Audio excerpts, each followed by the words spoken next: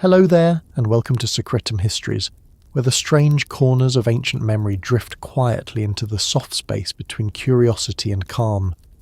Tonight, we're taking a slow, steady walk into an idea that sounds daring at first, but settles into an unusual kind of comfort the more you sit with it. It's a thought older than the oldest myths and somehow newer than the latest scientific theories. It's the whisper that maybe, just maybe, humanity is not simply wandering through the universe but orbiting back towards something. Almost like a traveller following a long, looping road to a place they've seen before, even if they can't quite recall when. A place called Nibiru. Before we ease into that journey, I'd love to know where you're listening from tonight. Not to make things interactive or complicated, but simply because there's something grounding about imagining these words floating out across living rooms, bedrooms, buses, airports, tiny studios, maybe a few quiet offices where someone is pretending to be productive. Wherever you are, whatever time it is on your clock, it's a strangely fitting setting for a story about a world that moves to a rhythm we've never seen but might somehow remember. And if this little slow path through the shadows of ancient stories and science helps you relax, unwind, or just settle your thoughts for a moment, I'd be grateful if you tapped the like button or maybe subscribed. Not because it's a big production around here, but because it helps this quiet corner reach someone else who might need to rest their mind for a while. The universe is busy. It's nice to have some calm tucked into it. Now, let's take our time with this.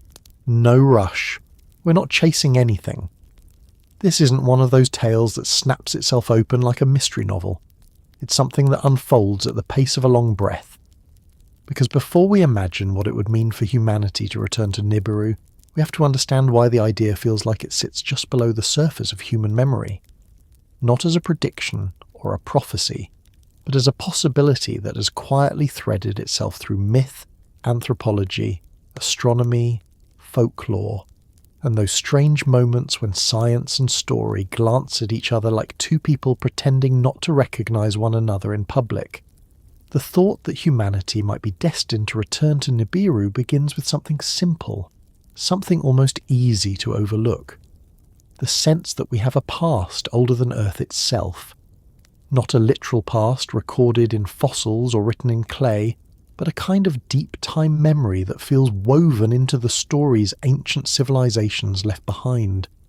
Civilizations separated by oceans and continents, cultures who never exchanged a single boat or grain of salt, yet somehow spoke of similar visitors from the sky, similar journeys from beyond, similar returns promised or hinted at in temples, carvings, and oral traditions. When people hear the word Nibiru, they often imagine a hidden world, a wandering planet, a celestial stranger moving on a long elliptical path that carries it far beyond the familiar neighbourhood of the solar system. But that's only one version of the idea. Another version, the older one, hidden in tablets and myths, paints it as something more complex. Not just a world, but a waypoint, a crossing, a meeting place, a home that wasn't truly a home at all, but a starting point, a middle point, and possibly, in some forgotten sense, an end point. To gently approach the idea that humanity might one day return to such a place, we have to put aside the more frantic interpretations of Nibiru that echo through internet folklore or dramatic documentaries. Those versions tend to shout. They thrive on urgency.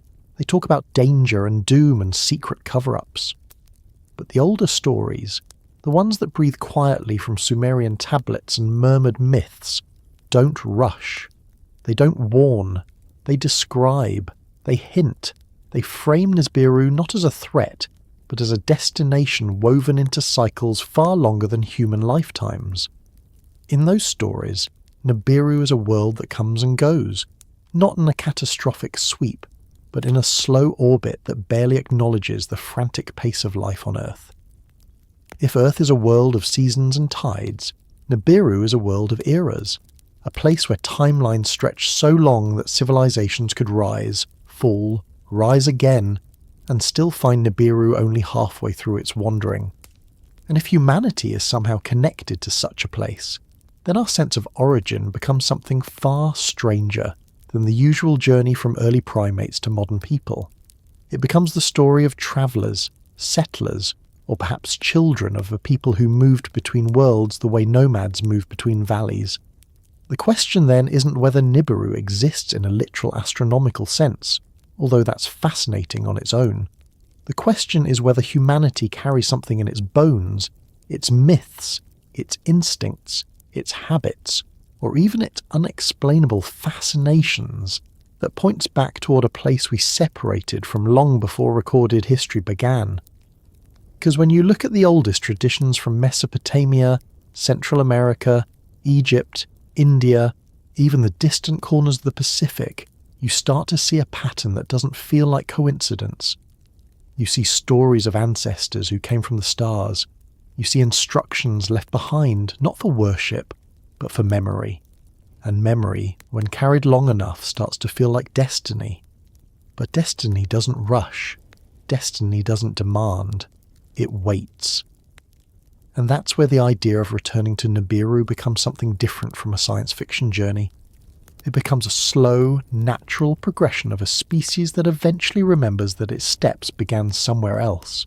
Not as a prophecy or a cosmic schedule, but as the kind of return that happens when wanderers realize they've circled the long path and are finally approaching the place they left behind, or the place their ancestors left behind, without realizing they would one day retrace that route. If humanity is destined to return to Nibiru, then maybe this isn't a story of rockets or futuristic engines or engineering feats that require entire planets worth of metal. Maybe the return begins with something smaller, something quieter, with knowledge, with recognition, with the slow alignment of science and myth, until both begin pointing in the same direction. Because the more astronomers search the outer reaches of the solar system, the more they find hints that something massive might be out there, tugging at orbits, shaping trajectories, moving just beyond our ability to see. And the more anthropologists read ancient texts, the more they see that civilizations once described visitors who didn't simply arrive but returned, as if following a cycle they expected to continue. The idea of returning to Nibiru might not be about travelling outward at all. It might be about catching up with something that is already on its way back toward us. In that sense, destiny becomes less like a mission and more like an eventual meeting. A reunion between worlds drifting on their long paths around the same star, their orbits so different that they rarely cross, but their stories intertwined enough that when they do meet, it changes everything. And if that sounds too fantastical, too large, too far-reaching, then remember this. Humanity has always carried a strange pull toward the sky. Not just curiosity, but longing. We stare upward, not just to navigate or admire the stars, but because something about that vastness feels familiar in a way we can't quite articulate. It's as if the sky isn't a barrier at all, but a reminder. Something that tells us we might have once lived under a different one. Returning to Nibiru in this gentle sense isn't a dramatic event. It isn't a sudden shift. It isn't a prophecy unfolding like a script. It's a long timeline intersecting with another. It's the idea that humanity, after hundreds of thousands of years of walking, building, forgetting, remembering, rising and questioning, finds itself approaching an old home without realizing it had been drifting back toward it the entire time. This isn't the end of the thought. It's simply where the story begins to stretch out, where the threads start to connect, where the slow path toward a forgotten world becomes a little more visible with each step. And as we drift into the next part of this quiet exploration, the idea becomes less about speculation and more about the traces left in stories, sciences, histories, and that deep part of the human mind that recognizes something long before it understands why. When people talk about humanity's beginnings, they usually reach for the nearest familiar ground. A cradle of civilization here, an ancient valley there, a river system that nourished early settlements, or those scattered ancestral migrations that shaped the world one footstep at a time. Yet beneath those familiar layers lies something older, not in the archaeological sense, but in the sense of ideas that lingered long before writing existed. Ideas about the sky having more than one home. Ideas of ancestors who didn't simply emerge from Earth, but arrived here from elsewhere, stayed long enough to seed life, culture, or memory, and then departed on a journey no one living today could describe with certainty. This isn't about spacecraft with polished metal or engines with names. It isn't about literal images of visitors descending through the clouds with tools we would recognize. It's about the older whispers, the ones preserved in mythologies that didn't have any reason to include such images unless they were echoing something that had impressed itself deeply enough on human memory to survive millennia of retelling. When a civilization repeats a story, it's tradition.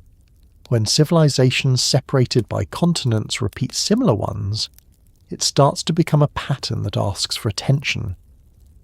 The idea that the sky once had two homes is not something found in modern interpretations or fringe theories. It exists in fragments scattered across some of the earliest texts.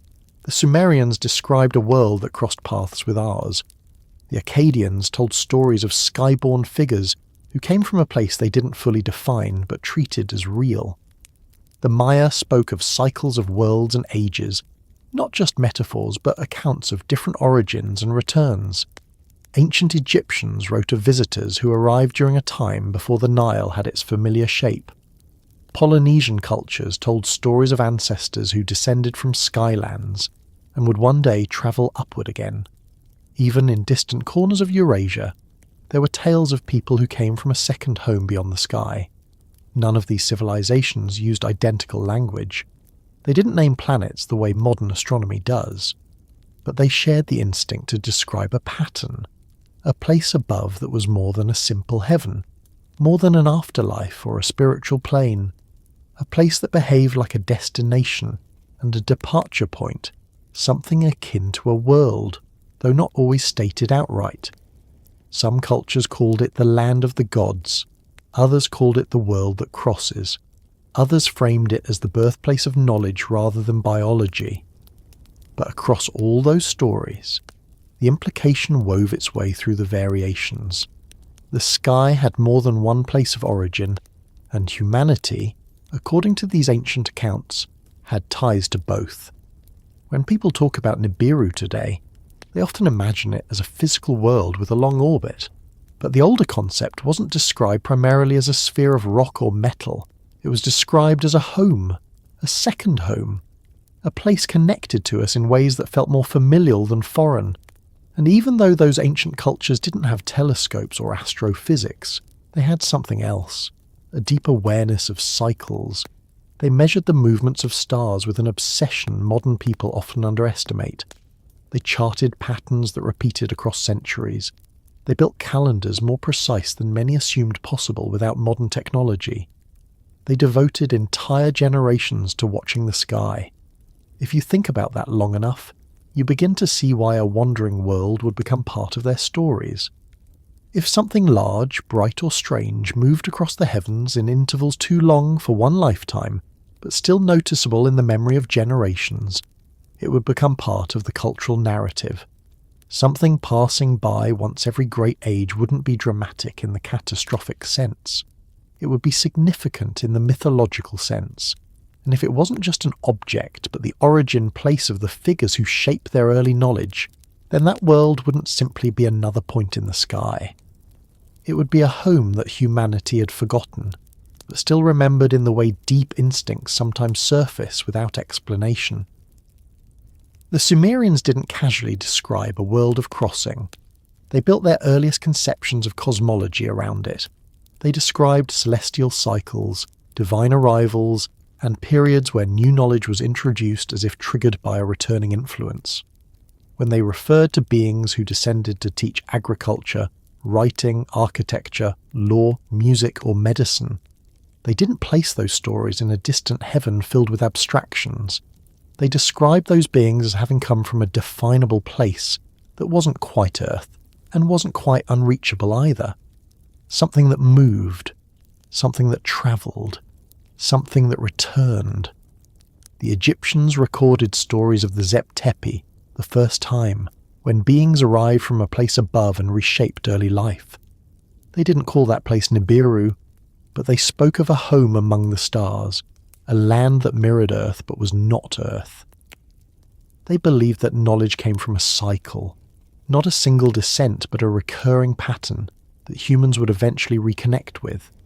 They didn't describe themselves as emerging entirely out of the Nile Valley. They described themselves as inheritors of something older and larger. The Maya tracked long-count calendars that spanned immense lengths of time, far beyond the scope of human lifetimes. They didn't build such systems for entertainment or astrology. They built them because they believed certain cycles marked the return of influences, visitors, or events that shaped life on Earth. Their stories described skyborn ancestors, not metaphorical gods but beings tied to specific intervals and movements. If the sky had a second home, in their view, it was part of those cycles. Polynesian navigators carried oral histories that described journeys from the sky before they described journeys between islands. And these weren't mythic flights of imagination. These were serious records treated with the same reverence as genealogies and weather patterns. They didn't claim to come from distant planets using modern imagery, but they described a starting point above that wasn't a simple spiritual dimension. Something else. Something that sounded more like an origin place than an imagined paradise. When you gather these fragments together, they don't form a definitive map. They form a pattern that suggests early human civilizations held a shared memory of a sky with more than one home. Not a romanticized heaven, not a symbolic realm, but an actual place tied to physical arrivals, teachings, and departures. A place that moved in cycles long enough that only cultures obsessed with the sky would notice. This brings us to the notion of a distant return, not a return predicted by a prophecy written as a warning, but a return implied by the very structure of these stories. If humanity once had two homes, and if one of them was distant enough to slip out of visibility for long stretches of time, then the idea of returning wasn't something dramatic or frightening. It was part of the cycle, something that would happen naturally when paths crossed again. In that sense, humanity's return to Nibiru wouldn't be a mission, a plan, or a technological achievement. It would be a reunion timed by forces larger than any species, something guided not by intention or effort, but by the long arc of celestial patterns.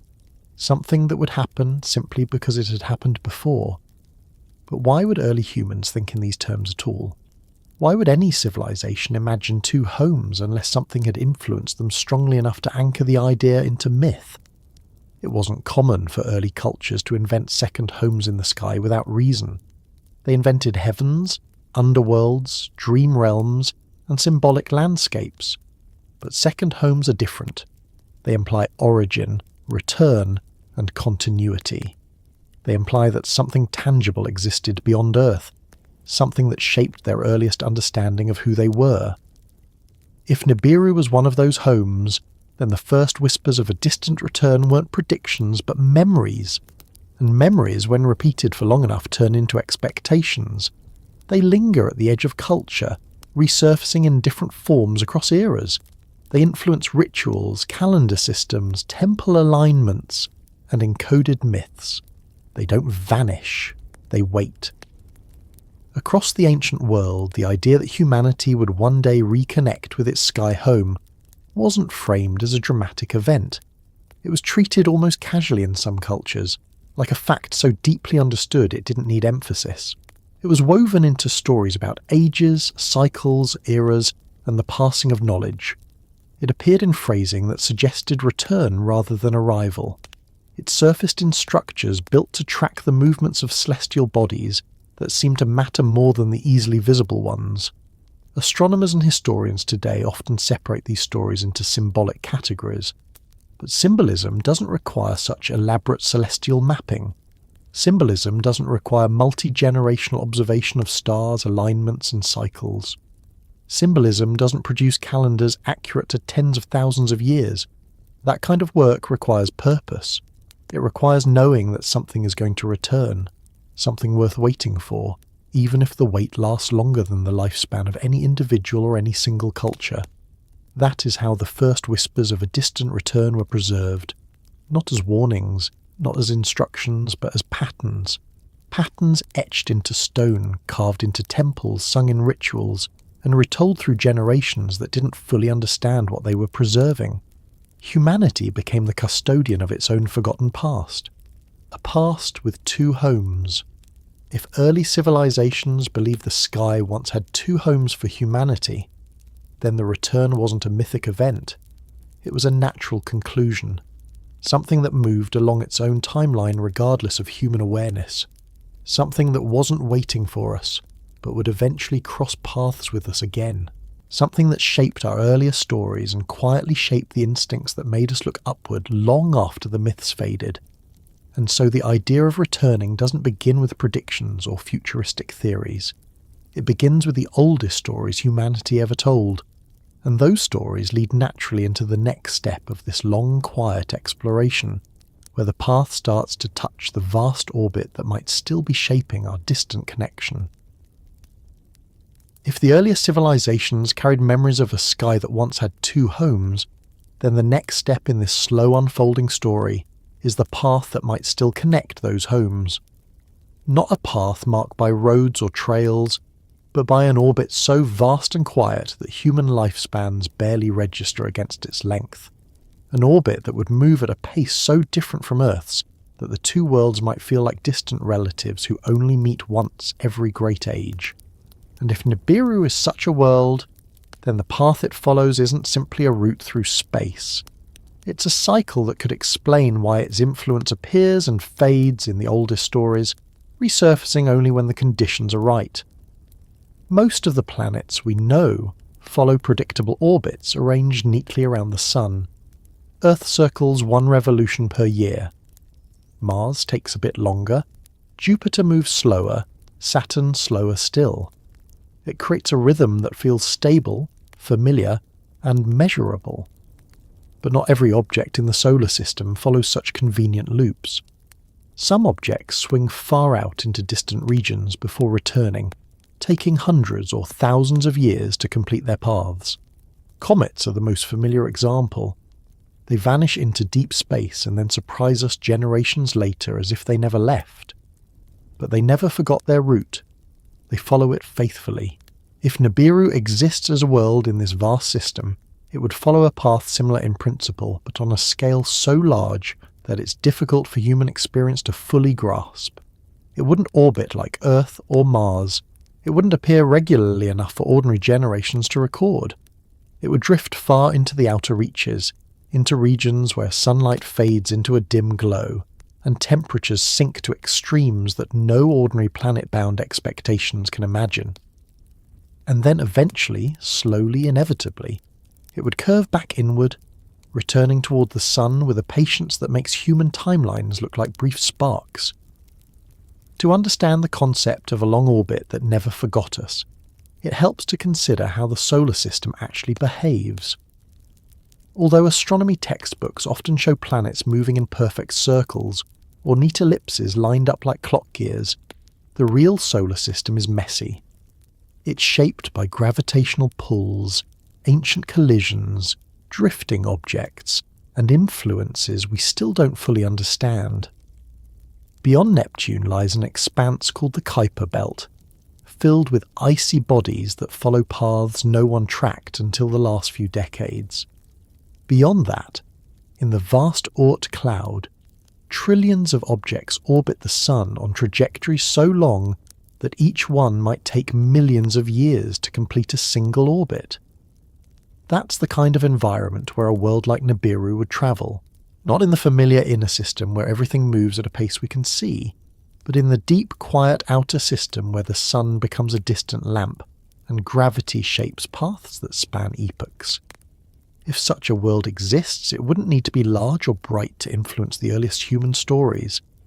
It would only need to return periodically, crossing close enough to Earth that its presence became visible or meaningful to the civilizations who watch the sky with a dedication modern societies rarely maintain. When astronomers search for distant planets today, they rely on indirect evidence. They look for objects whose orbits appear disturbed, whose paths curve unexpectedly, whose movements suggest the presence of something massive just beyond visibility. In recent years, scientists noticed exactly that. Several distant objects follow unusual orbits that all point in roughly the same direction, as though tugged by a gravitational force that shouldn't be there. Some researchers call the hypothetical cause Planet 9. Others avoid naming it entirely.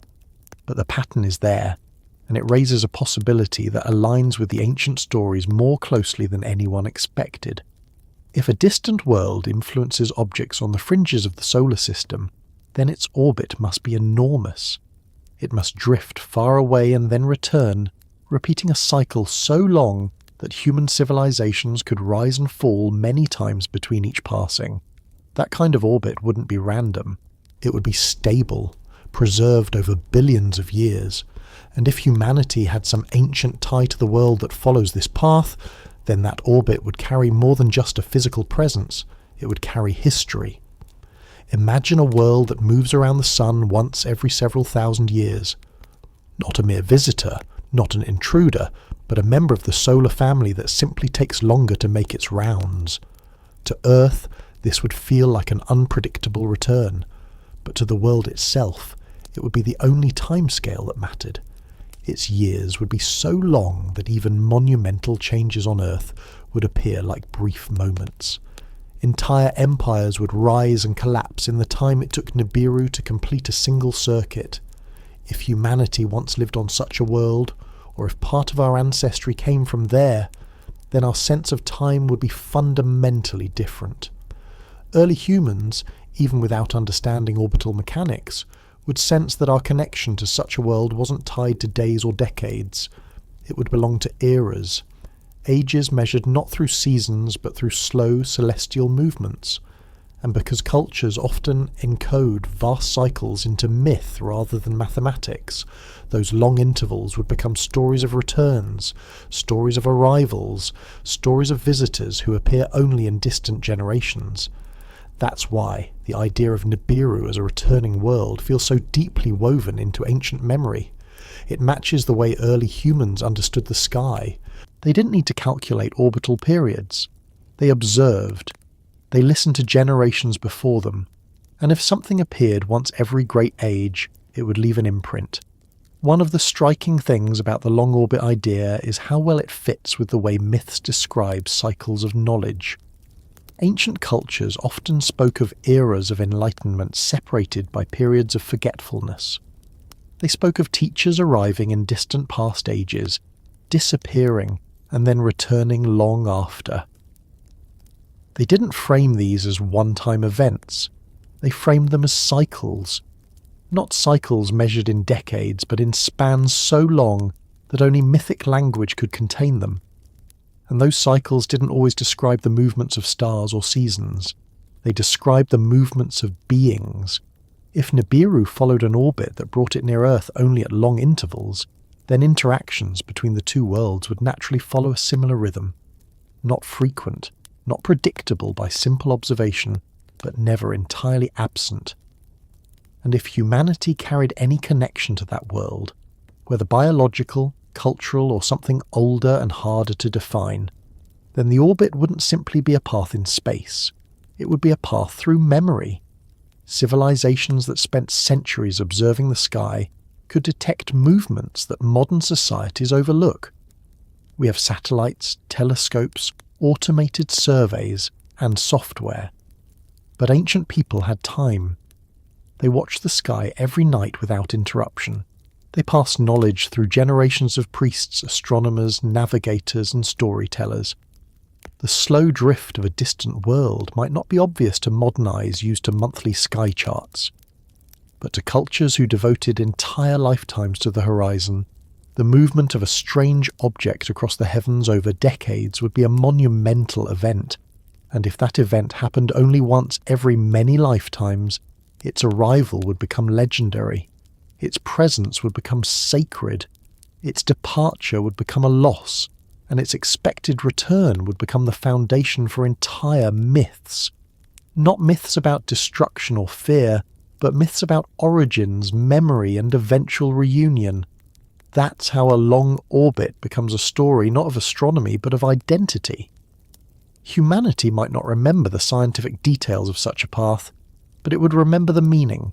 Stories would describe beings who came from the sky and would come again.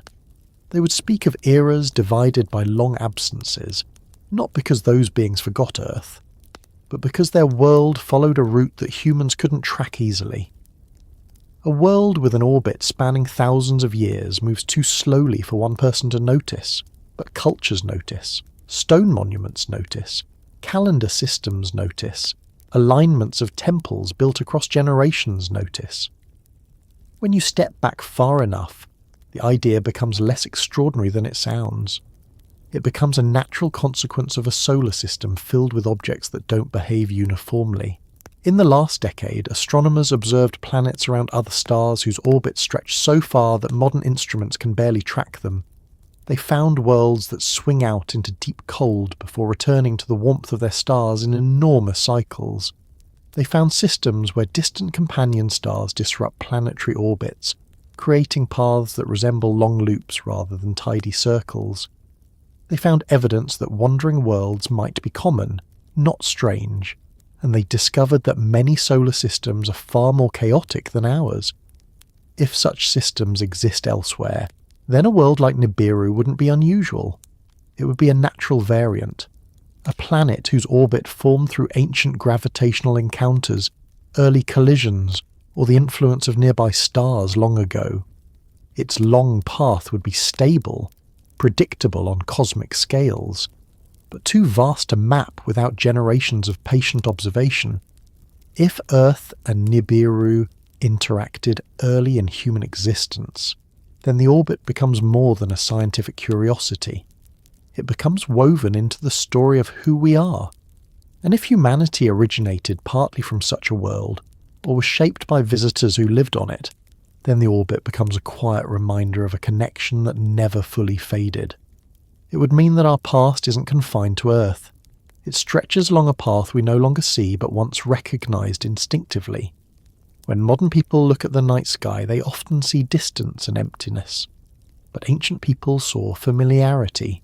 They saw patterns that felt alive, not as supernatural beings, but as part of a larger system in which Earth played only one role.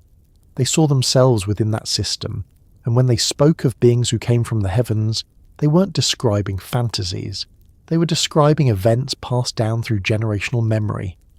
A long orbit that returns only after thousands of years doesn't feel relevant to daily life. But it shapes eras. It shapes myths. It shapes the quiet idea that humanity didn't simply emerge from one world but might be connected to another.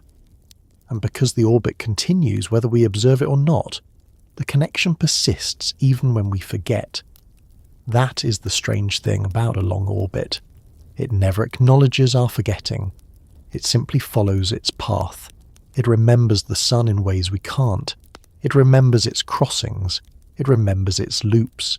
It carries its own history whether we track it or overlook it. And if humanity is tied to that world, then the orbit becomes part of our story even if we lose sight of it. This is why the idea that Nibiru might one day pass near Earth again doesn't sound dramatic when framed in ancient terms. It sounds natural, a continuation of a cycle older than recorded history, a cycle observed long before modern science existed, a cycle woven into traditions that weren't trying to predict anything. They were remembering, and if that orbit is still out there, then its long path may eventually bring it near us again, not as an omen or a disruption, but as the next step in a story that began when our two worlds first crossed. The next stretch of this journey carries that idea into something deeper, where myths, biology, and ancient memory start to converge in ways that shape the possibility of a distant return. If the long orbit traces the path of a distant world moving slowly back toward the inner system, then the next part of this quiet journey turns inward, into something much closer than any star, into something carried inside every person listening now, something older than culture, older than language, older than any calendar carved into stone. It turns into the idea that if humanity is connected to a world like Nibiru, the evidence wouldn't only appear in myths or astronomy. It might be written into the genome itself, not as a dramatic signature or a hidden message, but as subtle patterns left behind from a beginning we don't fully remember. Modern genetics is a strange intersection of precision and uncertainty. Scientists can measure variations with extraordinary detail, track the migrations of ancient populations, and reveal connections between people separated by continents. Yet for all that progress, there are still elements of human DNA that don't have clear explanations. Regions that behave differently from what evolutionary timelines predict, segments that repeat without obvious purpose, structures that suggest something more complex than random mutation. These features often get filed under categories like unknown function, unresolved origin, or non-coding regions with unclear roles. None of these anomalies conclusively point to an off-world origin. That isn't how evidence works. But anomalies tend to accumulate in places where deeper stories exist. And when you pair those genetic questions with ancient accounts describing visitors who shaped early humanity, you start to see a pattern that's difficult to ignore. Not definitive in the scientific sense, but compelling in the way ancient memory often aligns with modern data. Human DNA carries tens of thousands of genes, most of which perform tasks essential for life. But the intriguing elements lie not in those well-understood sections, but in the long stretches of code that don't behave according to the simplest explanations. The genome includes regions that activate only under certain environmental stresses, sequences that remain dormant for generations before suddenly influencing development, and fragments that resemble genetic material not typically associated with natural evolutionary pathways. These details don't point directly to a visitor species or a distant world. Instead, they hint at an origin story with layers. Evolution certainly shaped humanity. There's no conflict there. But evolution doesn't rule out the possibility that something interacted with early humans in ways that influenced our development. Many scientists acknowledge that evolution is shaped by environmental pressure, random changes, migration, and selective advantages. But there are still aspects of the human mind, physiology, adaptability, and cognition that seem unusually accelerated when compared to similar species. If ancient stories describe beings who intervened, taught, or altered early humans, the genome would be the most enduring record of that influence. Stone can crack, myths can fade, cities can sink under sand, but DNA replicates itself across every generation, carrying echoes forward even when the original context is forgotten. And if any connection linked humanity to a world with a long orbit, then the genome might store faint traces of that connection, not as coordinates in the literal sense, but as biological memory. Some geneticists have pointed out that humans possess abilities not easily explained by simple natural selection. The speed at which cognitive capacity increased, the rapid development of language, the unusual coordination between brain structure and social complexity, the sudden leap in symbolic thinking. These aren't gaps in understanding. They're points where the curve of human development bends sharply upward. It's the kind of shift that feels like a transition, not a slow drift. Not because it couldn't have happened naturally, but because the timing aligns with ancient stories describing periods when visitors arrived with knowledge that transformed life. The idea isn't that humans were created from scratch, like figures moulded out of clay in fictional tales. Rather, it's that early humans may have been influenced at a genetic level by beings who understood biology in ways ancient cultures struggled to describe. The Sumerians didn't have vocabulary for DNA or molecular structure. They spoke of shaping, teaching, refining. They wrote of beings who guided early humanity toward new abilities, new capacities, new roles. They weren't describing metaphors, they were describing events. If Nibiru was the home of those beings, then the influence might not have been a one-time intervention. It might have been part of a cycle, something that happened during earlier crossings of the long orbit. And if those crossings shaped early human development, then the genome today might still carry the faint remnants of those interactions. Modern scientists have identified genetic markers that appear suddenly in specific periods of human evolution. Some of these markers involve neurological development, others influence immune response, adaptability to environments, or traits related to cognition. These shifts sometimes appear too quickly to match simple explanations, especially when compared to the relatively stable evolutionary timeline of other species. When genes show sudden emergence, it usually means something significant happened, something more than gradual adaptation. Ancient cultures often described moments when humanity received knowledge or abilities from visitors. They didn't describe these moments as symbolic enlightenment. They framed them as literal interactions. If these accounts reflect real events, then genetic changes might mirror those transitions. The genome doesn't record memories like a storybook, but it records change. It records the introduction of new variations. It carries silent signatures that linger long after the reasons behind them have been forgotten. One of the most intriguing aspects of human DNA is its high proportion of non-coding sequences. Some experts refer to these regions as non-functional or leftover segments from past evolutionary steps, but others suspect these areas may contain regulatory instructions, timing mechanisms, or structures we don't yet understand. If visitors once interacted with early humans, the influence might not appear in obvious places. It might sit within these subtle regulatory zones, shaping development indirectly rather than rewriting everything directly. There's also the curious case of human chromosome 2. Unlike the other chromosomes, it appears to be the result of a fusion event. Two ancestral chromosomes joined to form a single large one. This fusion is not typical of primate evolution. Most primates still carry two separate chromosomes in that position, yet humans carry the fused version. This change didn't happen gradually. It didn't appear across multiple species. It appeared sharply, and only in humans. Scientists explain the fusion as a natural mutation, which is entirely plausible, but the timing and uniqueness make it stand out. If any genetic influence occurred during early human development, this chromosome might be where traces remain, not as a deliberate alteration, but as evidence of an event that shaped humanity in ways not fully understood. It doesn't prove anything, but it hints at something that doesn't fit neatly into standard evolutionary pathways. Another intriguing pattern lies in the presence of genetic segments that resemble material from unknown sources. These sequences don't match viral inserts, bacterial transfers, or common mutations. They appear as fragments that don't have clear analogues in other species. They aren't large, they aren't dramatic, but they exist. And unanswered questions often sit in the quietest corners of data.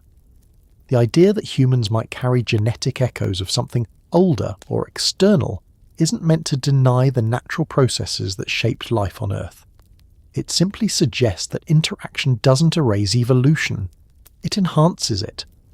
If early humans encountered beings with advanced biological knowledge, the influence could have been subtle, precise, and targeted toward traits that would prepare humanity for a future role.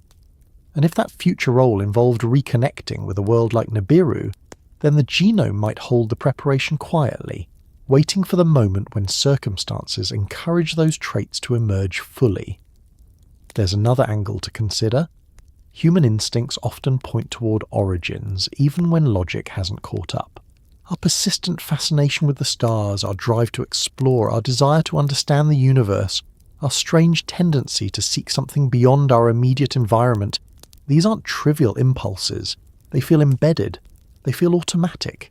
Civilizations separated by oceans and millennia all reach for the sky, literally and figuratively, as if responding to something inherited rather than learned. If any ancestral connection existed between humanity and a distant world, then curiosity itself might be a kind of memory. Not conscious memory, but biological memory.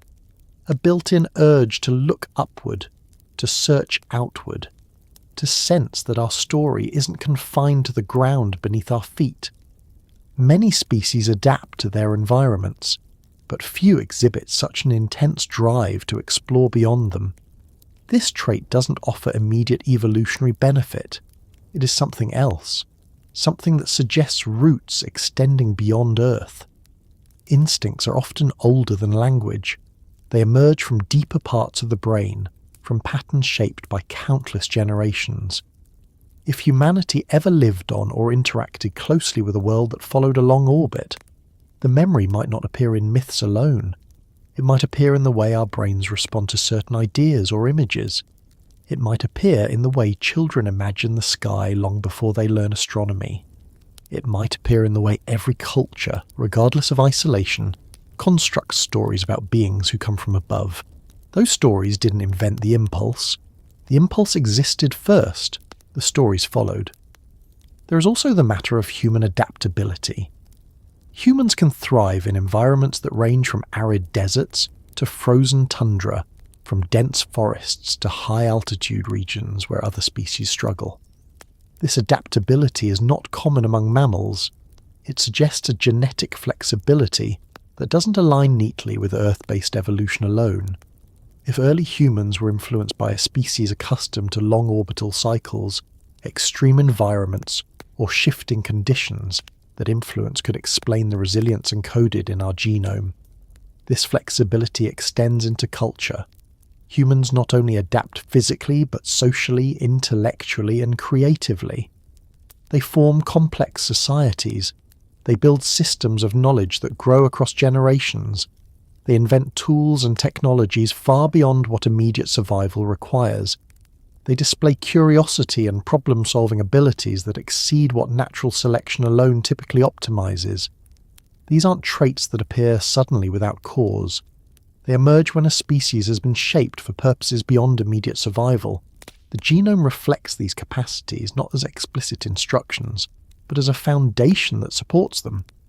If the foundation includes traces from a world farther out in the solar system, those traces wouldn't appear as alien markers. They would appear as advanced traits that unfolded slowly across human history, traits that now define modern humanity. When researchers study genetic timelines, one of the puzzles they encounter is the speed at which Homo sapiens replaced or overshadowed other hominins. The transition wasn't gradual, it was sharp. Neanderthals and Denisovans were well adapted to their environments. They had tools, social structures, and survival strategies. Yet modern humans advanced rapidly, both biologically and culturally. Something accelerated the process. Something pushed cognition, language, and symbolic thought forward. Something created a separation between humans and other species that shared similar evolutionary starting points. Ancient stories describe that acceleration as a gift, a teaching, or a shaping by visitors from another world. Genetics describes it as a burst of development. These two narratives don't contradict each other. They overlap. The idea that humanity carries echoes from elsewhere isn't about imagination. It's about noticing how often human development diverges from expected patterns. It's about recognizing that if ancient cultures described intervention from beings associated with a world like Nibiru, those descriptions might align with real genetic transitions. The genome wouldn't store coordinates in a literal sense, but it would store the products of those interactions, and those products would manifest as traits that seem unusual compared to the evolutionary histories of similar species. When we think about carrying coordinates in the genome, it doesn't mean carrying a map. It means carrying direction. It means carrying instinct. It means carrying potential shaped long ago by influences we no longer consciously recognize. It means that the urge to search for our place in the universe might not be curiosity alone. It might be inheritance. As we drift toward the next part of this journey, the idea becomes less about biology alone, and more about how ancient stories of memory and origin merge with the scientific questions that remain unresolved. The next path opens toward the earliest visitors who may have shaped the foundation humanity stands on today. If the genome carries subtle echoes of something older, then understanding who might have left those traces becomes the next piece of this long drifting story. Not in a dramatic sense filled with lights in the sky or sudden appearances, But in the calm, steady way early civilizations described beings who arrived with purpose, stayed long enough to reshape the world they encountered, and then became woven into the origins of the people who recorded their presence.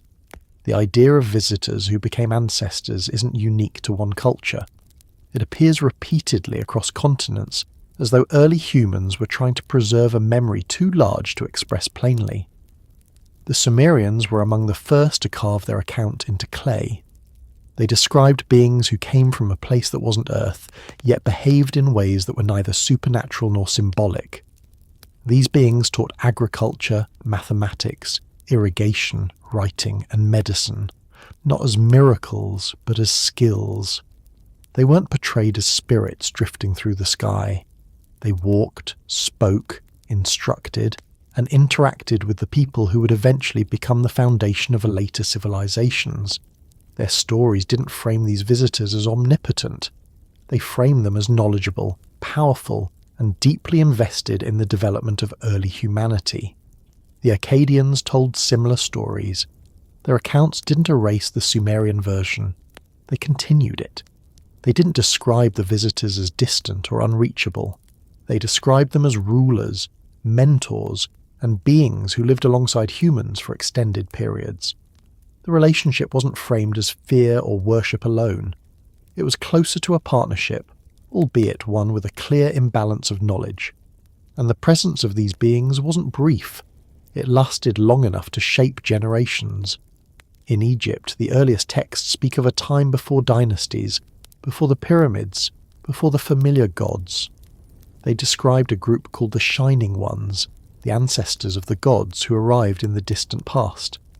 These beings taught the early inhabitants of the Nile how to build, how to measure time, how to understand the cycles of the sky, and how to structure society. They weren't described as metaphors. They were described as leaders who eventually departed, leaving the kingship of Egypt in human hands, but retaining a place in memory as the ones who founded civilization.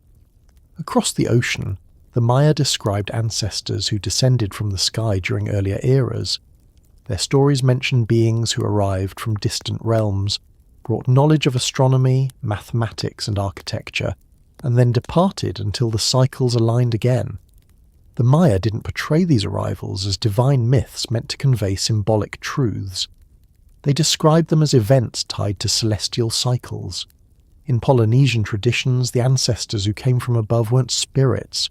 They were travellers. They arrived on vessels described in terms that matched the imagery available to those ancient cultures. They taught navigation, agriculture, and social organisation. They didn't disappear instantly. They lived among the people, had offspring, and became part of the ancestry that Polynesians still reference today. In India, ancient texts describe beings who arrive from the sky in ages so distant that modern history struggles to place them. These accounts weren't about heaven or metaphorical realms. They describe technologies, councils, and interactions that sound strikingly grounded. The visitors weren't ethereal. They were depicted with bodies, families, and long lifespans. They influenced early kingdoms, shaped cultural practices, and left behind knowledge that would echo through Vedic and post-Vedic writings. This isn't a handful of isolated myths. It's a global pattern. It's the kind of pattern that makes historians classify these stories as archetypes. But archetypes don't appear with such similar structure unless something impressed itself deeply across wide distances. And when these stories specify that the visitors arrived during earlier cycles and that they came from a specific place in the sky, it becomes difficult to dismiss all of them as imaginative coincidences. The idea that these visitors eventually became ancestors doesn't require supernatural explanations. It fits with the natural behaviour of species encountering each other under unusual circumstances. If a group from a distant world interacted with early humans, the interactions wouldn't be limited to teaching or observation. Species that share environments eventually exchange more than knowledge. They share food, shelter, habits, and, over time, lineage. If the visitors stayed long enough, the boundary between them and the early humans might blur. Their children would belong to both worlds.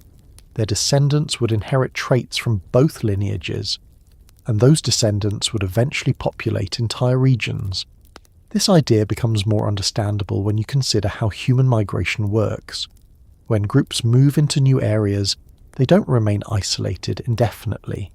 They mix with local populations, they share practices and genetics, and within a few generations the origins become a story carried through memory rather than physically visible difference.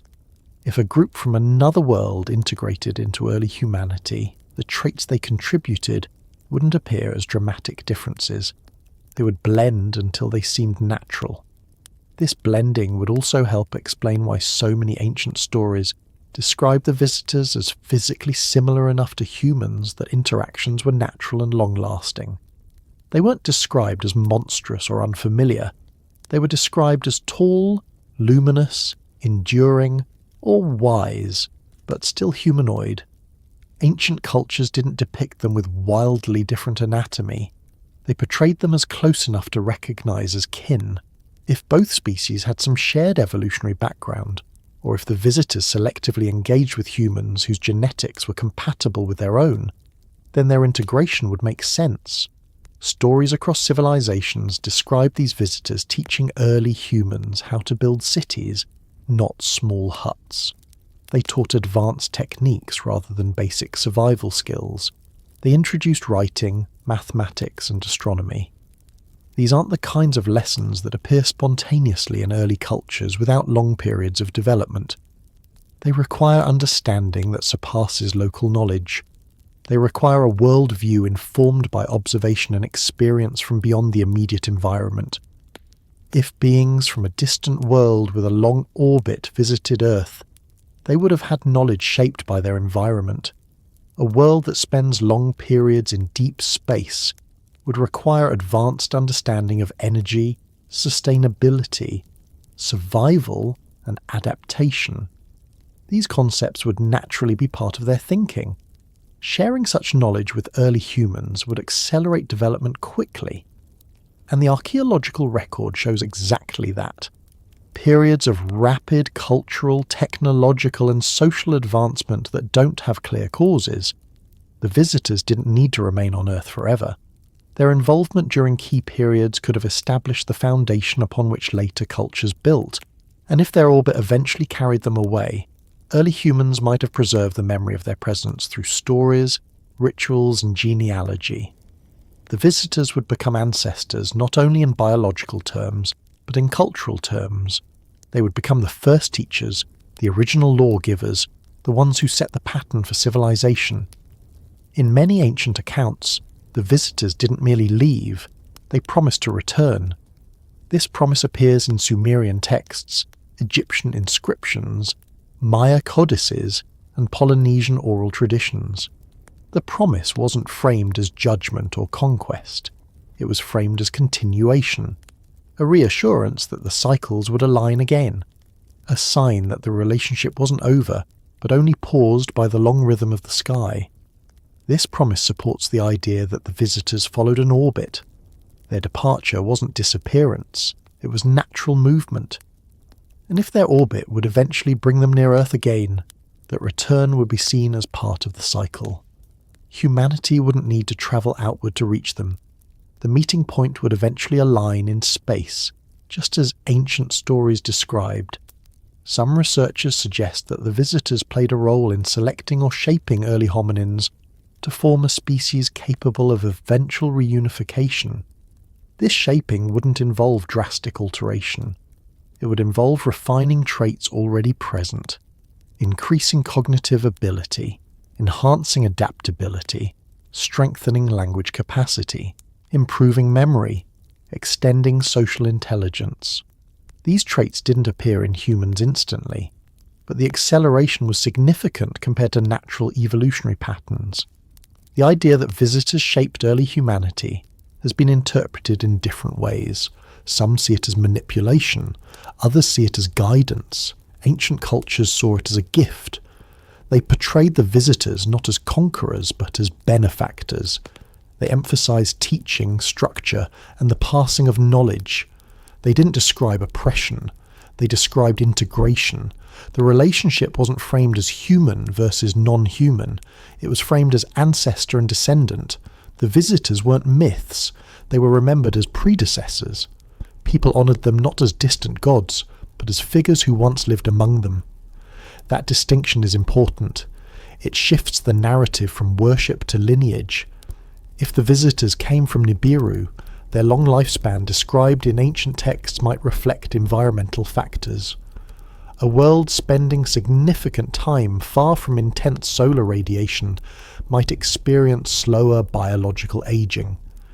A species adapted to such conditions would see time differently.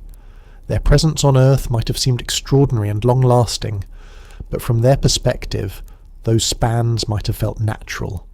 The idea of visitors becoming ancestors also aligns with the strange consistency across global flood myths. Many cultures describe a time when the visitors warned, preserved, or assisted early humans during environmental catastrophes. Flood stories aren't identical, but they share a theme of intervention and survival. If a species felt responsible for the development of early humanity, they would naturally play a role in protecting the lineage they helped shape. When those stories end with the visitors leaving, they don't describe abandonment.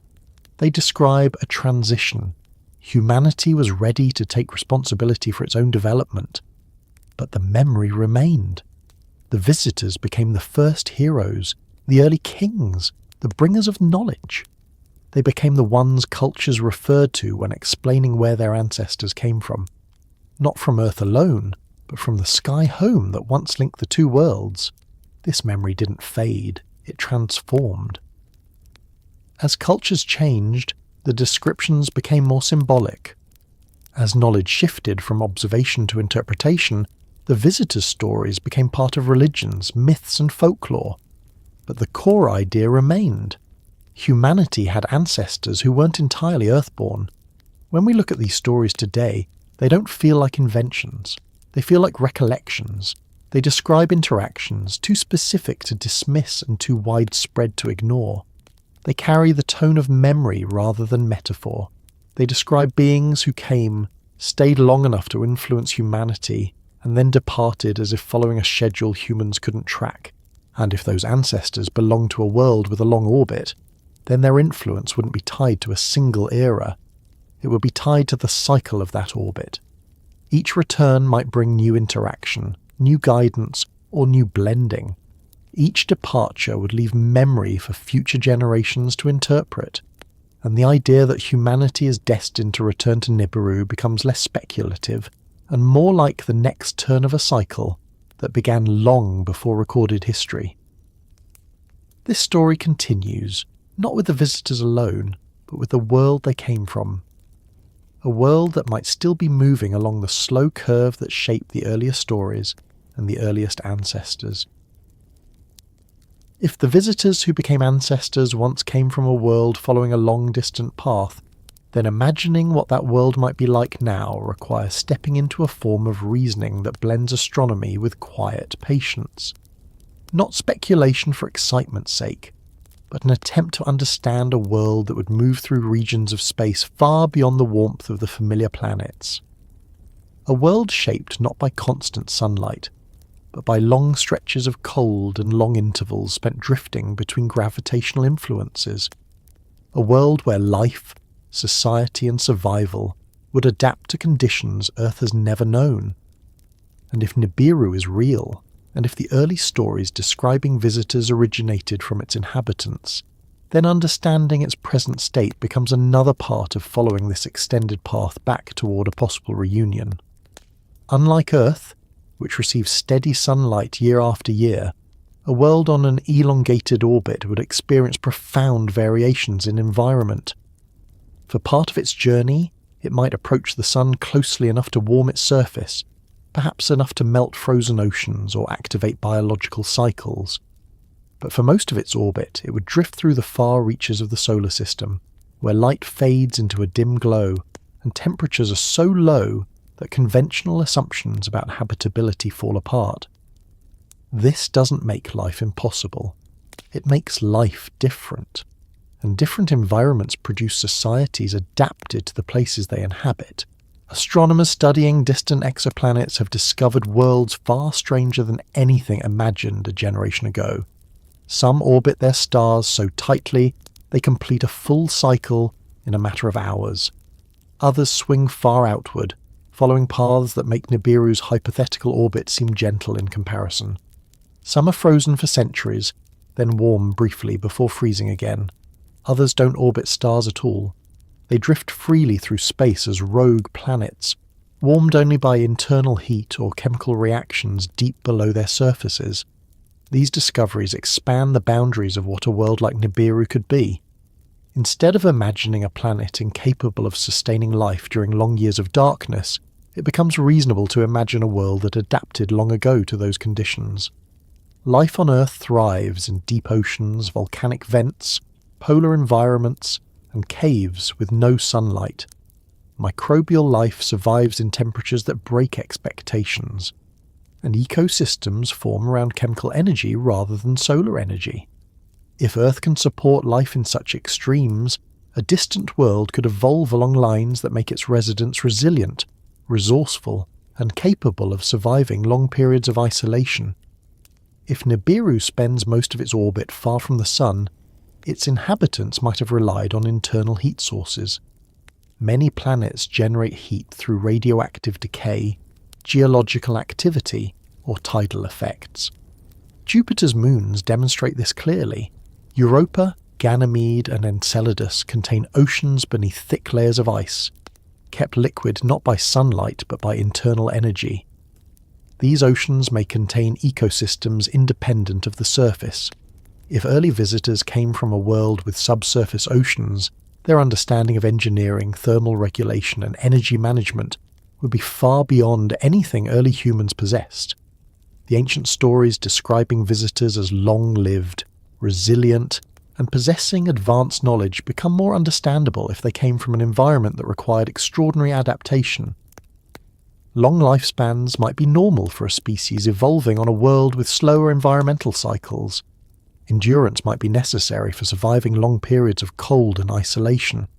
Technological skill might develop early as a means of navigating harsh conditions. A species that mastered such an environment would naturally possess abilities that seemed remarkable to early humans.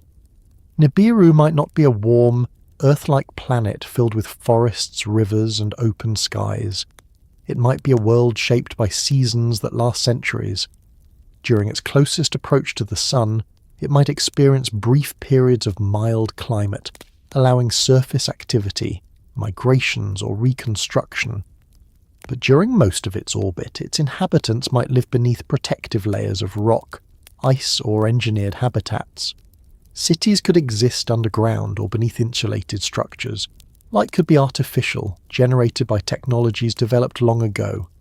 Societies might revolve around planning for long stretches of darkness, storing resources, managing energy, and preserving culture through extended winters. This kind of environment would shape not only biology but psychology. A species accustomed to long periods of silence and isolation would likely develop patience, foresight, and resilience. Their concept of time would differ drastically from humans. A year on their world might last longer than multiple human generations. Their sense of continuity would be measured in centuries rather than decades. They would not rush. They would not panic. Their decisions would be slow, deliberate, shaped by cycles larger than any individual life. This fits the tone of the ancient stories describing visitors who appeared calm, methodical, and capable of long-term thinking. Early humans, who lived in far shorter cycles, might have interpreted these traits as divinity or immortality. But such descriptions could reflect adaptations rather than mysticism. A species that lives in long cycles would age differently. Their movements might seem deliberate. Their decisions might span periods longer than entire human civilizations. If Nibiru is currently in the distant part of its orbit, it would be far beyond the reach of sunlight bright enough to create familiar climates. Its sky would be barely illuminated. The sun would look like a small bright star rather than a warming presence. Surface temperatures might be extraordinarily low, but darkness doesn't mean inactivity. it simply means adaptation. Life on Nibiru would continue in whatever environments provide heat, stability, and access to energy. Technology would support survival. Culture would persist through systems built to withstand long cycles. If the visitors once travelled between Nibiru and Earth, they would possess advanced methods for crossing large distances. Their technological capabilities might have developed out of necessity. A world drifting far from its star would require reliable energy sources. It would require tools for navigation in low-light conditions. It would require transportation capable of moving between habitats or through ice-covered oceans. These technologies might have matured into space travel, not as luxury or ambition, but as survival. And if they mastered travel across the solar system, visiting Earth would be a natural extension of their capabilities. Ancient stories describing skyborne craft, luminous vessels or celestial chariots could reflect technologies adapted to Nibiru's environment. Devices capable of withstanding deep cold, darkness and isolation would be robust enough for interplanetary travel. If these visitors came to Earth during warmer periods of their orbit, they wouldn't need full interstellar propulsion. They would need only the ability to cross the smaller distances within the inner system. And if Earth was warmer, brighter, and more resource-rich than their homeworld, the interaction would be mutually beneficial. They could offer knowledge, humans could offer a stable environment. As Nibiru moves through its distant arc now, its inhabitants might be preparing slowly for their next approach. Not in a dramatic sense, but in the long-term planning that a species accustomed to extended cycles would naturally adopt. Their knowledge of astronomy would be precise. Their understanding of their orbit would be complete. They would know exactly where they are in their cycle. They would know when the next approach begins, and they might be preparing for that moment in ways humanity cannot yet see. If Nibiru currently resides far beyond the outer planets, its sky might include stars invisible from Earth. The constellations would shift. Auroras might appear faintly during moments when charged particles reach the planet's magnetosphere.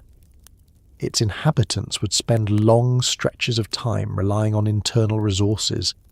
Their societies would be shaped around preserving knowledge, maintaining stability, and ensuring continuity over long spans. This long environment would produce a culture oriented around legacy rather than urgency. While humans often focus on immediate needs, Nibiru's inhabitants would plan for centuries. Their records would stretch across millions of their own long cycles. Their sense of identity would be tied to the planet's orbit. They would understand themselves not as stationary beings, but as participants in a repeating journey across the solar system. This kind of mindset would influence everything they do. They would approach Earth with a perspective that sees humanity as part of a larger timeline. They wouldn't rush to intervene or return frequently. They would wait for the right moment in their orbit. Their actions would be spaced across eras rather than generations, and their expectations for humanity would unfold slowly, allowing human civilizations to grow, collapse, and grow again. Nibiru's present location, if it is following its distant arc, would be in a region where sunlight barely reaches. The planet would be lit primarily by its own internal heat, or by technologies developed over millennia. Its ecosystems, if they exist on the surface, would be dormant or adapted to extreme cold. More likely, the active ecosystems would exist below the surface or in engineered environments. Life would continue at a measured pace. Cities or habitats would remain stable through long periods of darkness. This type of existence would prepare its inhabitants for cycles of travel. They would be used to enduring difficult environments. They would know how to plan for long journeys. Their technology would reflect the need to store energy, recycle resources, and maintain stability for extended intervals. These traits align with the ancient accounts describing their resilience, their long lifespans, and their ability to live through cycles that would overwhelm humans. If Nibiru is still inhabited, its people might be reviewing their long-term plans, tracking Earth's progress, observing human development, and anticipating the next cycle of interaction. They would see humanity's technological rise, its global communication networks, its early attempts at space exploration, and its growing awareness of the solar system structure. They would see that humanity is approaching a stage where contact would be possible without overwhelming the species. Some ancient stories describe a time when the visitors withdrew deliberately to allow humanity to grow independently. This withdrawal wouldn't be abandonment, it would be purposeful, a cycle of guidance followed by autonomy. If that cycle continues, the current era might represent the autonomy phase, but autonomy doesn't erase connection. It prepares for the next encounter. Nibiru's present might be quiet, a quiet shaped by long winters, steady patience and deep planning. A quiet world waiting to move back toward the warmth of the inner system. A world whose people understand their orbit as part of their identity. A world where history isn't lost because the cycles are long enough that knowledge must be preserved across vast stretches of time. This doesn't mean Nibiru is frozen in time. It means it evolves differently, slowly, steadily, deeply. Technologies would improve gradually but consistently. Cultures would refine themselves without the interruptions that characterize human history. Traditions would endure, records would remain intact, and preparation for each approach to the inner solar system would be part of their long-term cycle. Nibiru's environment would shape its architecture, its energy systems, its transportation, and its social structures. Buildings would likely be constructed to withstand extreme cold. Power sources would be designed for reliability rather than abundance. Society would emphasize cooperation, continuity, and planning. Individuals might live long enough to remember portions of the orbit that humans would consider mythical spans. Knowledge could stay within a family or lineage for thousands of Earth years. If the visitors once left Earth with the promise to return, their present era might involve reviewing the state of their descendants. Humanity, shaped in part by their guidance, has spread across the planet. It has developed complex societies, advanced technologies, and a global presence. It has grown into the potential they may have seen during earlier ages. That leads naturally to the next part of this journey, where the connection between Nibiru's long orbit and humanity's ancient memory begins to merge with signs left in stone, star maps, and the oldest stories encoded in cultures across the world. If understanding Nibiru's present requires contemplating a world shaped by long cycles of cold and distance, then retracing humanity's early connection to that world requires looking at something far more familiar. Not telescopes, satellites, or modern instruments, but the things ancient civilizations carved, aligned, built, and passed down. Those early cultures left behind monuments, stories, star charts, and architectural choices that seem ordinary until viewed through a wider lens. They didn't have the vocabulary of modern astronomy, but they had precision, patience, and intention. And if they attempted to preserve knowledge about a returning world or a connection across eras, they would have encoded it in the most durable medium available, stone and sky. Civilizations across the world built structures aligned to celestial patterns long before written language matured. These alignments weren't accidental. They weren't aesthetic preferences. They were deliberate tools for tracking cycles, movements, and returning points in the heavens. A culture that survived by observing the sky would naturally encode important celestial information into monuments. And if any culture had a memory of a world following a long orbit, they would create ways to mark its path even if its return lay far beyond the lifespan of any individual. The Sumerians were among the first to record detailed astronomical observations. They tracked the movements of planets with surprising accuracy. They created lists of celestial objects, sequences, and cycles that still puzzle researchers. Some of their tablets reference a world associated with crossing, a place they treated as real, not metaphorical. Their star charts weren't casual observations. They were systematic records spanning generations. A civilization that invented writing early would use that writing to preserve knowledge acquired through long observation. And within those tablets, patterns appear that hint at cycles longer than ordinary planetary orbits. Egypt offers another piece of the puzzle. The earliest pyramids and temples were aligned with extraordinary precision to specific stars and solstices. The entire layout of the Giza Plateau reflects an understanding of the heavens that goes beyond what was necessary for basic timekeeping. When a culture aligns monuments with accuracy measured in fractions of degrees, it isn't following superstition. It's encoding information.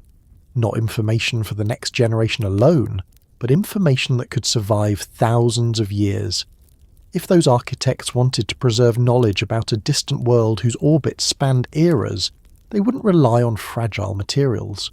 They would align stone with the sky, allowing future observers to reconstruct the meanings long after the original context faded.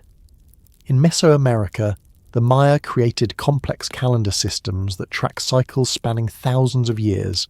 These cycles weren't random. They were based on astronomical movements observed over long periods. The Maya built pyramids, temples, and stelae, aligned with solstices, equinoxes, and specific planetary positions. Their star knowledge wasn't primitive, it was meticulous. They understood the precession of the equinoxes. They tracked Venus with accuracy that modern astronomers admire. And they kept records of celestial events that matched cycles described in stories about past ages and renewals. If they remembered visitors arriving or departing during earlier cycles, they would naturally encode those cycles into their calendars. In the Indus Valley, alignments between city structures and celestial markers hint at an advanced understanding of star patterns. Their cities were laid out on grids aligned with cardinal directions and astronomical observations. Their seals and symbols suggest a culture deeply aware of cycles and long-term patterns. Though their writing remains undeciphered, their structures imply a relationship between architecture and the sky. If they had knowledge passed down from earlier interactions, they might have encoded it in patterns embedded within their cities rather than texts. Göbekli Tepe, older than agriculture and older than writing, includes pillars carved with animals, symbols, and alignments that seem to track celestial events. Some researchers believe the site encodes information about constellations as they appeared more than 10,000 years ago. Such precision requires intention, memory, and a sense of importance. A site that predates settled farming yet demonstrates advanced astronomical awareness suggests a culture preserving knowledge it considered vital. If early visitors taught humans about celestial cycles, including the long orbit of a distant world, this knowledge might have been preserved at sites like this one. Stonehenge and similar monuments across Europe align with solstices and lunar cycles. These alignments weren't necessary for basic survival. They were built for tracking precise moments in the sky. Cultures building structures like this were investing enormous energy in marking celestial events that mattered. If they inherited knowledge of long cycles, they would preserve the records in forms that resisted erosion and time. The Polynesians didn't build stone monuments on the same scale, but they used the stars as their map. Their navigation traditions relied on memorizing star paths, ocean currents, and celestial markers with extraordinary accuracy. Their oral histories spoke of sky origin ancestors and of knowledge preserved across generations through stories. These stories weren't casual. They were structured like navigational charts. And if those stories included references to a second home in the sky, those references would be embedded in the songs, chants, and genealogies used for teaching. Across Africa, Australia, and the Americas, cultures preserved star maps in ways suited to their environments. Some carved them into rock surfaces, others painted them in caves, others embedded them into rituals or seasonal festivals. These weren't fictional entertainments, they were records. And when these records align closely across continents, it suggests shared knowledge older than the cultures themselves. Signals preserved in stone and stars don't resemble instructions written with clarity or maps with labelled routes. They appear as alignments, patterns, cycles, and stories. They require decoding. They require the realization that ancient people didn't mark the sky without purpose. They didn't carve patterns without meaning. They didn't track the heavens for generations simply out of curiosity. The sky determined agricultural cycles, migration, navigation, and ritual. But it also might have preserved memories of something larger, something that returned occasionally, something worth tracking across eras. If early humans interacted with visitors from a world following a long orbit, those interactions would become linked to specific celestial moments. If the visitor's homeworld appeared in the sky rarely but predictably, the alignment of Earth's structures would be designed to anticipate those appearances, not to worship the world itself, but to record the cycle. Aligning temples to solstices might seem unrelated, but solstices serve as anchor points for celestial mapping. They provide stable markers from which to track unusual movements. And if Nibiru passed near Earth during earlier eras, the moment might correspond to significant astronomical positions that early cultures encoded into their monuments. The Great Pyramid's alignment to true north is more precise than most modern buildings. Achieving such accuracy required knowledge of the sky that goes beyond simple observation. If its builders intended to create a structure aligned with cosmic cycles, the pyramid's orientation could mark a reference point for tracking long-term movements. It may not point directly to Nibiru's path, but it establishes baselines ancient astronomers could use to notice deviations. Maya pyramids aligned with Venus and other celestial objects could serve similar purposes. Venus cycles allowed the Maya to predict movements across long periods. If they use Venus as a reference point to track other objects, an unusual movement might stand out during certain eras. A returning world following a long orbit wouldn't appear frequently, but when it did, cultures with strong astronomical traditions would mark the event. Ancient star maps sometimes contain symbols that don't match known constellations. These anomalies could represent objects visible only during certain eras or movements that reappeared irregularly. If Nibiru passed through regions of the sky only during parts of its orbit, ancient cultures might have preserved its trajectory through symbols rather than names. They lacked modern astronomical vocabulary, so they used animals, objects, or mythological figures. The meaning behind these symbols could reflect a memory of something that once moved across their sky. Carvings in some cultures show figures holding spheres or discs. Scholars interpret these as representations of the sun, moon, or planets. But the number of spheres, their arrangement, and the context in which they appear sometimes differ from known configurations. These variations might reflect the appearance of a temporary or rarely visible object. A world passing near Earth would look different from background stars. It would move gradually across the sky over months or years. Ancient observers would notice, and they would carve it, paint it, or embed it into ceremonial objects. The use of cardinal directions in ancient architecture also suggests a desire to preserve orientation relative to larger celestial patterns.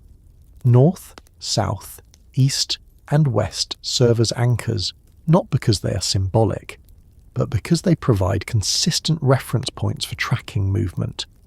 If cultures tracked a returning object, these orientations would help preserve the memory of its trajectory. When these signals appear repeatedly, they become difficult to dismiss as coincidence. Civilizations separated by oceans and millennia all placed unusual emphasis on star tracking, alignments, and long-term cycles. They didn't coordinate, they didn't share blueprints, yet their structures and stories form a coherent approach to preserving celestial knowledge. If Nibiru once passed near Earth, early civilizations would have witnessed it. Some might have seen visitors arrive during the close approach. Others might have inherited stories from ancestors who saw such events. And they would have tried to preserve this knowledge in forms that survived floods, wars, migrations, and the erosion of time. In this sense, the signals they left weren't maps in the modern sense. They were reminders, anchors, clues, tools that future generations could use to reconstruct the movements of the sky. They preserved cycles longer than any human lifespan by building monuments that would stand for thousands of years. This doesn't mean the monuments point directly to a path back to Nibiru. They point to the sky. They point to the cycles. They show what early humans considered worth marking. They show that something beyond ordinary celestial patterns mattered enough to carve into stone. and they suggest that the connection between Earth and a distant world wasn't a brief story. It was a cycle that stretched across ages. As this journey continues, the next part shifts naturally toward the science behind wandering worlds, and whether the laws of physics can support a world following a path long enough to shape human memory. If ancient cultures left signals in stone and stars hinting at a world that passed through the edges of early memory, then understanding how that world might move requires stepping into the long corridors of celestial mechanics. Not through formulas on chalkboards or simulations running on modern computers, but through the quiet logic of how gravity shapes the universe. Wandering worlds aren't works of imagination. They're part of the natural architecture of space, and if Nibiru exists as one of them, the science behind its movement offers another way to understand why its presence appears in stories that stretch across continents and eras. The solar system most people imagine is a neat, orderly set of planets orbiting the sun in circular paths. School diagrams show everything aligned, evenly spaced, stable. But the real solar system is more dynamic. Objects drift, collide, change direction, and respond to gravitational influences that stretch across enormous distances. Beyond the tidy orbits of the main planets lies a vast region populated by objects following paths that don't conform to simple patterns. Some travel in loops so wide they cross near the inner planets only once every few thousand years. Some travel so far out that even the most sensitive telescopes struggle to detect them. And some move in elongated ellipses shaped by ancient events that occurred long before Earth formed. In this context, a wandering world like Nibiru becomes less extraordinary and more like one piece of a complex system. Astronomers studying distant solar systems have discovered planets with orbits far more dramatic than anything within our own. Some orbit their stars with paths stretched so thin they look like slingshots. Some swing out to distances thousands of times farther than Earth's orbit before returning.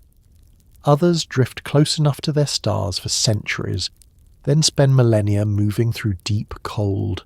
These aren't anomalies, they're variations of natural orbital behaviour shaped by gravity. If Nibiru travels in a long ellipse that brings it near the inner solar system during certain eras and far away during others, its movement would follow predictable physical principles.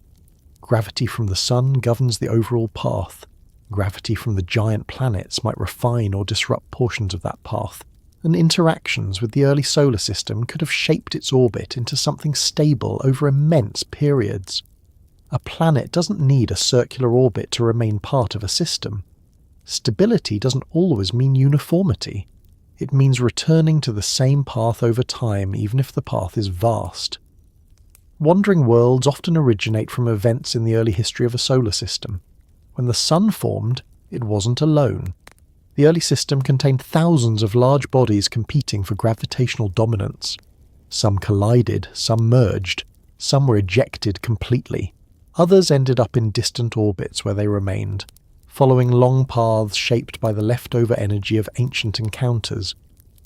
A world like Nibiru could easily have formed during this chaotic period, ending up in a stable but elongated orbit that preserves its presence even now. The idea becomes even more plausible when considering the Oort cloud, a region of space so far from the sun that its boundaries stretch nearly halfway to the next star. The Oort cloud contains trillions of objects travelling in unpredictable orbits. Some move in slow arcs that take millions of years to complete. Among these objects, larger bodies could exist. Not planets in the traditional sense, but worlds with enough mass to influence nearby objects. Some astronomers speculate that the Oort cloud might shelter rogue planets captured by the sun long ago. Such captured worlds would follow elongated orbits, returning only occasionally to the inner system. If Nibiru is one of these worlds, then its presence within the solar system would be natural rather than anomalous. Its long orbit wouldn't need to be explained through mythology or fear. It would be a logical result of celestial mechanics. And if ancient cultures observed its passing during eras when the world moved closer to the sun, they might have incorporated those observations into their stories. not as fiction, but as memory. A memory that survived through alignments, carvings, and myths. Understanding the science behind wandering worlds also sheds light on how a planet might sustain life, despite spending long periods far from its star. The traditional view of habitability focuses on the Goldilocks zone, a region where temperatures allow liquid water to exist on the surface. But this view is limited. More recent discoveries show that life doesn't need direct sunlight to thrive. Internal heat from geological activity can support ecosystems in environments completely devoid of light. Earth's own deep seas contain organisms that rely on chemical energy rather than sunlight. They flourish near hydrothermal vents, where the environment is stable and warm despite the surrounding cold. If Nibiru possesses internal heat, geological activity, or liquid oceans beneath icy surfaces, life could exist there. And if the visitors who influenced early humanity originated from such environments, their physiology, technology, and culture would reflect adaptations to conditions very different from those on Earth. Their mastery of energy, engineering, and resource management would be essential for survival. Their ability to travel between worlds would stem from necessity rather than ambition. A long-orbit world also requires thinking about time differently. While humans measure time in years marked by Earth's movement around the Sun, inhabitants of a distant world might measure time in periods spanning centuries or millennia. Their seasons, if they exist at all, might last longer than entire human civilizations. Their evolutionary pressures would demand creatures capable of planning far ahead, conserving resources, and maintaining stable societies across extended darkness. Early humans might have interpreted their calm, patient behavior as divine. It would be the natural result of living on a world where hasty decisions aren't practical. The science behind long orbits also helps explain how such a world could interact with Earth without causing catastrophe. Popular imaginations often frame wandering worlds as destructive forces, capable of disrupting planetary orbits or triggering massive upheaval. But this assumes close encounters at short distances. A world like Nibiru wouldn't need to come near enough to Earth to create physical danger. It would only need to approach visibility, passing through regions where early civilizations could observe it. It could remain thousands or millions of kilometers away while still appearing as a bright, slow-moving object in the sky. Such a distant passage would leave no geological trace but could leave a cultural one. This aligns with ancient records that describe celestial visitors not as threatening objects, but as significant appearances. Cultures rarely portrayed them as destructive. They described them as meaningful. Something returned during those moments. Knowledge, guidance, or visitors descended when their world drew near enough for safe travel. A planet moving through a stable but distant path wouldn't destabilize Earth. It would move through the sky slowly, predictably, leaving an imprint on cultures that watched the heavens. The pull of forgotten destinies emerges from this combination of science and memory. If early humans interacted with visitors from a distant world, those interactions weren't random. They might have occurred during specific phases of Nibiru's orbit. The visitors could have timed their travel to coincide with periods when their planet was closest to the Sun. These moments would be rare but predictable, and if the visitors departed from Earth to return home at those times, ancient cultures would interpret this as part of a cycle. They would mark it with stories, monuments, and calendars. Even without understanding the underlying physics, early humans would sense the pattern. Their myths describe returns rather than single events. They speak of predecessors who came from the sky and would come again. They describe ages separated by long intervals, each linked to turning points in celestial cycles. These stories fit naturally with the behavior of a wandering world. Modern scientists have found indirect evidence that something massive influences the orbits of distant objects in the solar system. These objects, located far beyond Neptune, follow paths that cluster in ways that shouldn't occur randomly. The pattern suggests a gravitational source, some call it Planet 9, others hesitate to name it, but the evidence points toward a world moving along a long-distant orbit. Whether this world is Nibiru or another object remains unknown, but the concept aligns with ancient cycles described in early cultures. If a wandering world influences distant orbits, its gravitational pull extends across large distances. Not enough to disturb Earth, but enough to nudge small objects. These nudges accumulate over time, shaping the distribution of fragments in the outer solar system. Astronomers studying these patterns are effectively reconstructing the orbital movements of an unseen world. Their simulations produce elongated ellipses, slow returns, and long arcs.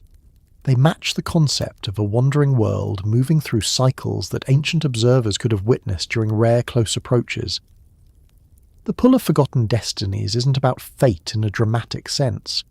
It's about the way celestial patterns establish rhythms that civilizations remember even after the details fade. A world that returns every few thousand years might influence the stories passed down through generations. That influence doesn't need to be mystical. It's the natural result of patterns shaping memory. If ancient cultures interacted with a species that came from such a world, the return of that world would symbolize more than a celestial event. It would represent a moment when the cycle brings two worlds close enough for contact. The visitors might view these cycles as part of their history. Humans might view them as returns. And across the millennia the meaning of the cycle could shift, but the memory would remain. The science behind wandering worlds also reshapes how modern people imagine the future of such connections. If Nibiru moves in a long orbit, it continues regardless of human awareness. Its path doesn't depend on stories or beliefs. It follows gravity, momentum, and the ancient patterns set during the formation of the solar system. If it is approaching again, its return wouldn't be sudden. It would be gradual, barely perceptible at first. Then more evident as certain astronomical markers shift. Humanity's growing ability to detect distant objects might eventually reveal the world long described in myths. Whether scientists identify it before its next approach depends on the tools available, but even without direct observation, the gravitational patterns already hint at something. And when the world's presence becomes visible, the ancient stories might begin to feel less like myth and more like the memory of previous cycles resurfacing. Wandering worlds don't cause destiny in the romantic sense, but they shape rhythms. They set stages where events repeat, where interactions become possible during narrow windows. And if humanity has any connection to such a world, the pull of that orbit becomes part of our long story. Not a pull that forces action, but one that shapes potential, one that forms a connection difficult to ignore once seen. As the journey continues, the next part naturally shifts into the role of the Anunnaki within this framework, exploring how their departure might reflect not an ending, but a pause shaped by the cyclical movement of their world. If wandering worlds follow long cycles that shape eras, then the beings who lived upon such a world would naturally experience time differently from the civilizations they encountered. Their actions would reflect spans measured not by the rise and fall of kingdoms, but by the slow movement of their planet through the solar system. Understanding why the Anunnaki left Earth requires stepping into that larger frame. Their departure wasn't described as abandonment in the earlier stories. It wasn't framed as punishment or retreat. It was framed as part of a sequence, something expected, something aligned with a pattern older than humanity itself. The ancient Sumerians described the Anunnaki not as supernatural beings drifting between worlds, but as travellers who once lived among early humans for extended periods. They built cities, taught skills, introduced systems of law, irrigation, architecture, mathematics, and agriculture. They weren't distant deities, they were present. They lived within the same valleys, walked the same ground, and interacted with humans closely enough to shape entire civilizations. Their presence was remembered as a formative era, an age when knowledge expanded quickly and society reorganized around new structures. Those stories didn't end with sudden disappearance. They described a departure that unfolded gradually, as though the Anunnaki were preparing for something scheduled long before their arrival. The departure wasn't chaotic, it was organised. Some myths describe it as a return to the heavens. Others describe it as a withdrawal from direct involvement. But across these accounts, the tone remains consistent. Their leaving was part of a larger cycle. If the Anunnaki came from a world with a long orbit like Nibiru, then their timeline of involvement on Earth would naturally align with periods when their planet approached the Sun. When Nibiru was near the inner solar system, conditions might have allowed easier travel, more favourable climate for their species, and better access to resources. If their world spent large portions of its orbit in distant cold, then periods near the Sun would be vital.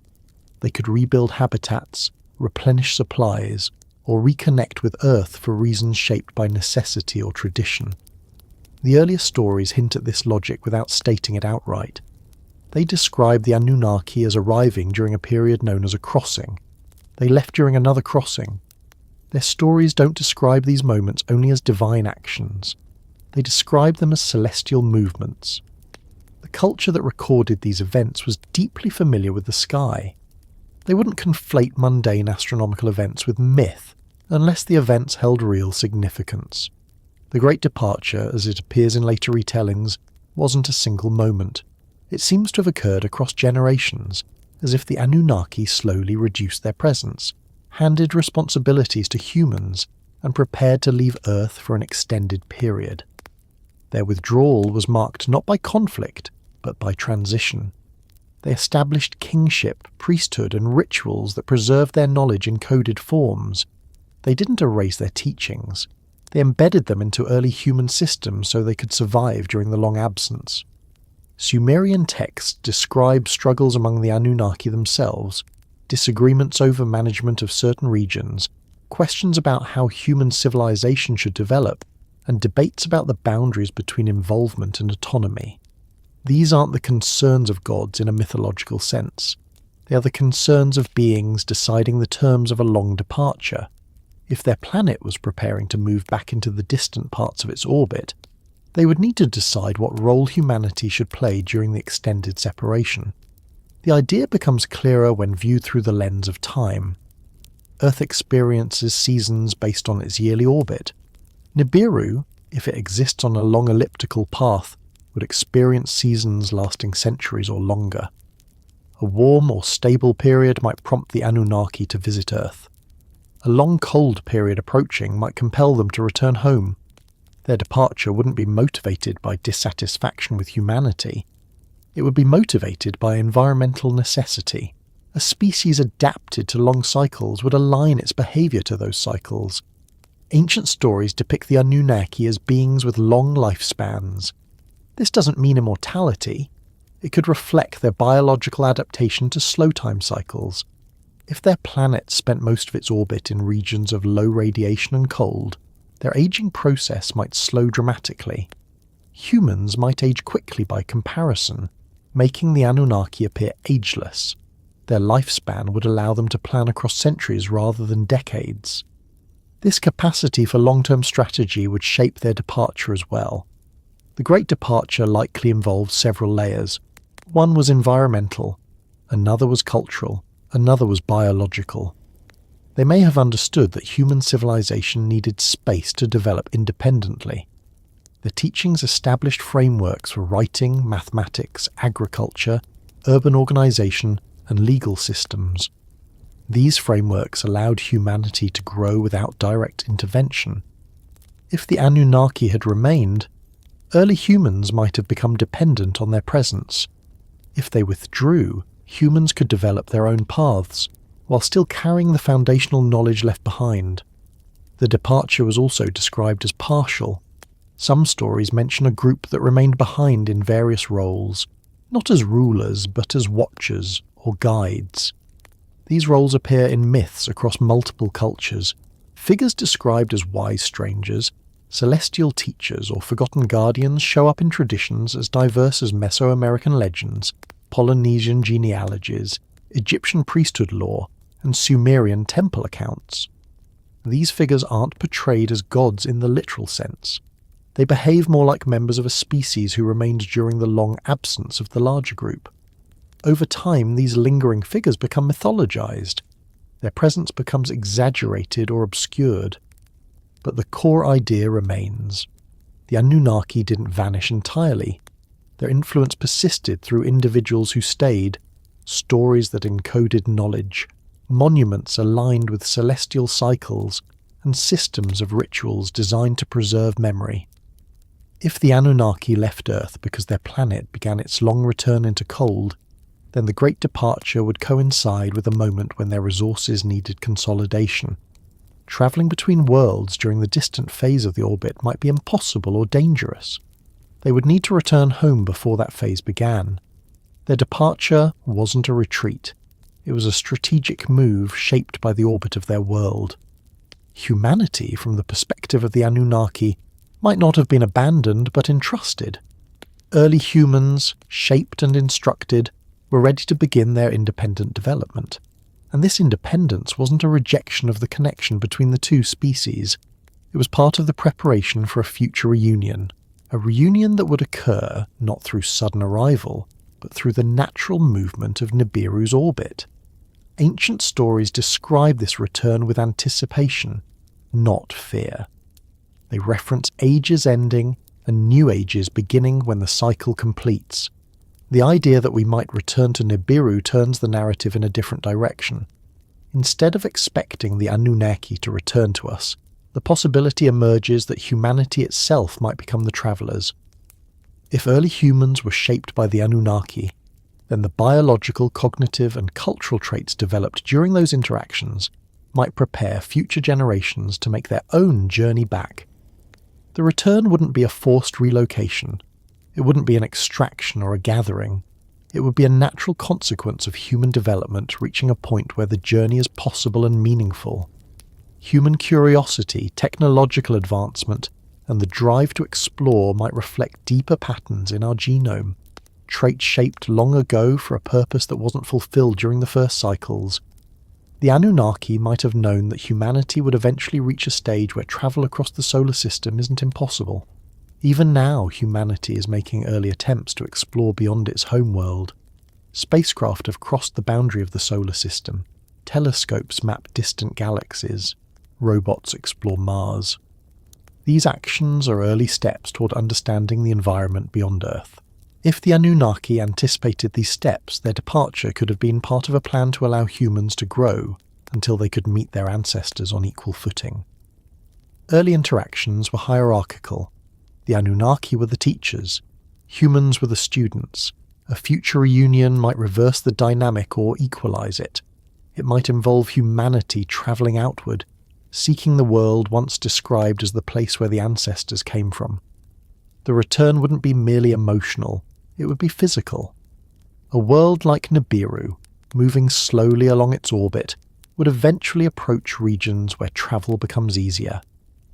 Humanity, advancing in technology, could send a mission during a near pass, whether through ships with advanced propulsion or through staged exploration across the outer planets. The journey would follow a path shaped by both science and memory. The pull of forgotten destinies isn't mystical. It's the result of long-term interactions, creating instinctive patterns that guide species across eras. The Anunnaki's departure might have created conditions for this pull. By leaving, they opened space for humanity to grow. Their absence forced humans to adapt, innovate, and develop independently. Their teachings became the seeds of civilization, and these seeds grew into the technological and cultural complexity that defines modern humanity. The absence wasn't a break in the connection. It was the beginning of a slow journey toward potential reunion. Understanding why the Anunnaki left also involves considering internal dynamics within their own species. Ancient stories describe disagreements among them, rivalries, differing visions for humanity's development, and contrasting philosophies regarding involvement. If some factions wanted to stay while others insisted on leaving, the departure might reflect a negotiated decision shaped by long-term strategy rather than individual desires. Some may have felt Earth needed time without direct supervision. Others may have wanted to continue guiding humans.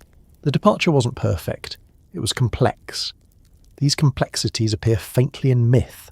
Some stories portray certain Anunnaki as benevolent. Others portray them as strict or distant. These portrayals reflect human interpretations of personalities within the visitor group. They don't suggest divine battles. They suggest political differences. A species developing advanced technology would naturally develop internal debates. Their decisions about Earth would reflect the outcomes of these debates. The Great Departure might mark the moment when one vision prevailed. The reasons behind the departure reach deeper when considering their long perspective. If the Anunnaki understood the cycles of their world and the development of humanity, they might have seen potential in allowing humans to grow without interference. Civilization often advances more rapidly when forced to innovate. Direct guidance might inhibit creativity. Withdrawal might stimulate growth. Their departure allowed humans to explore independently, develop their own cultures, and build new structures of knowledge. Ancient texts often portray the Anunnaki as frustrated with certain behaviors of early humans. These frustrations weren't apocalyptic. They were the frustrations of mentors watching students struggle. The decision to withdraw might reflect a recognition that humanity needed space to grow without constant influence. Like teachers stepping back during advanced stages of training, the Anunnaki may have realized that humanity's potential required independence. Their departure also aligns with a pattern of leaving behind sacred knowledge. They didn't erase their influence. They preserved it through systems of measurement, writing, architecture, and cosmic alignment. They encoded their teachings into myths that carried symbolic and practical wisdom. They ensured that humanity retained tools capable of developing beyond the initial guidance. They left quietly enough to allow autonomy, but deliberately enough to preserve memory. Understanding why we might return involves seeing humanity not as a species destined to remain on a single world, but as one shaped for long-term expansion.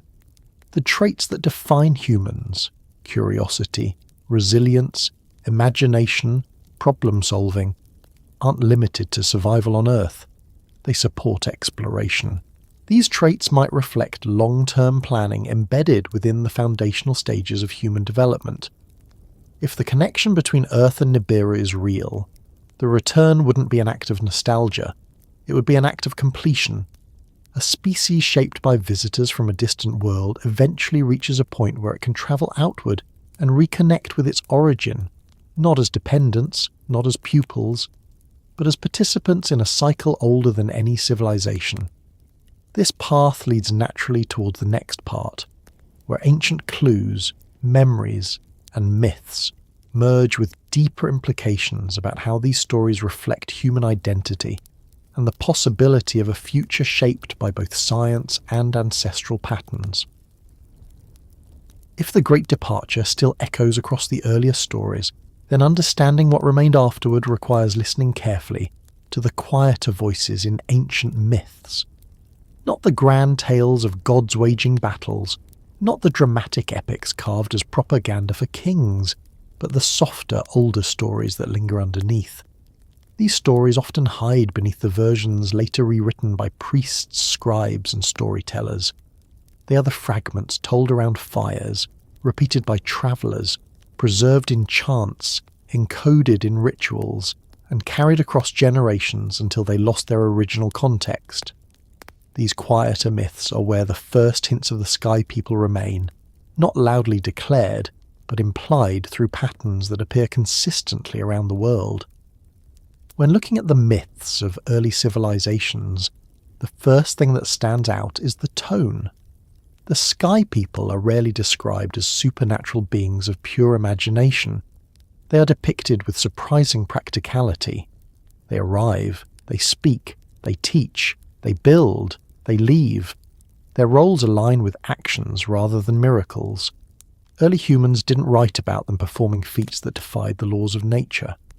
They wrote about them as individuals with extraordinary longevity, knowledge, and presence, but still grounded enough to be perceived as real.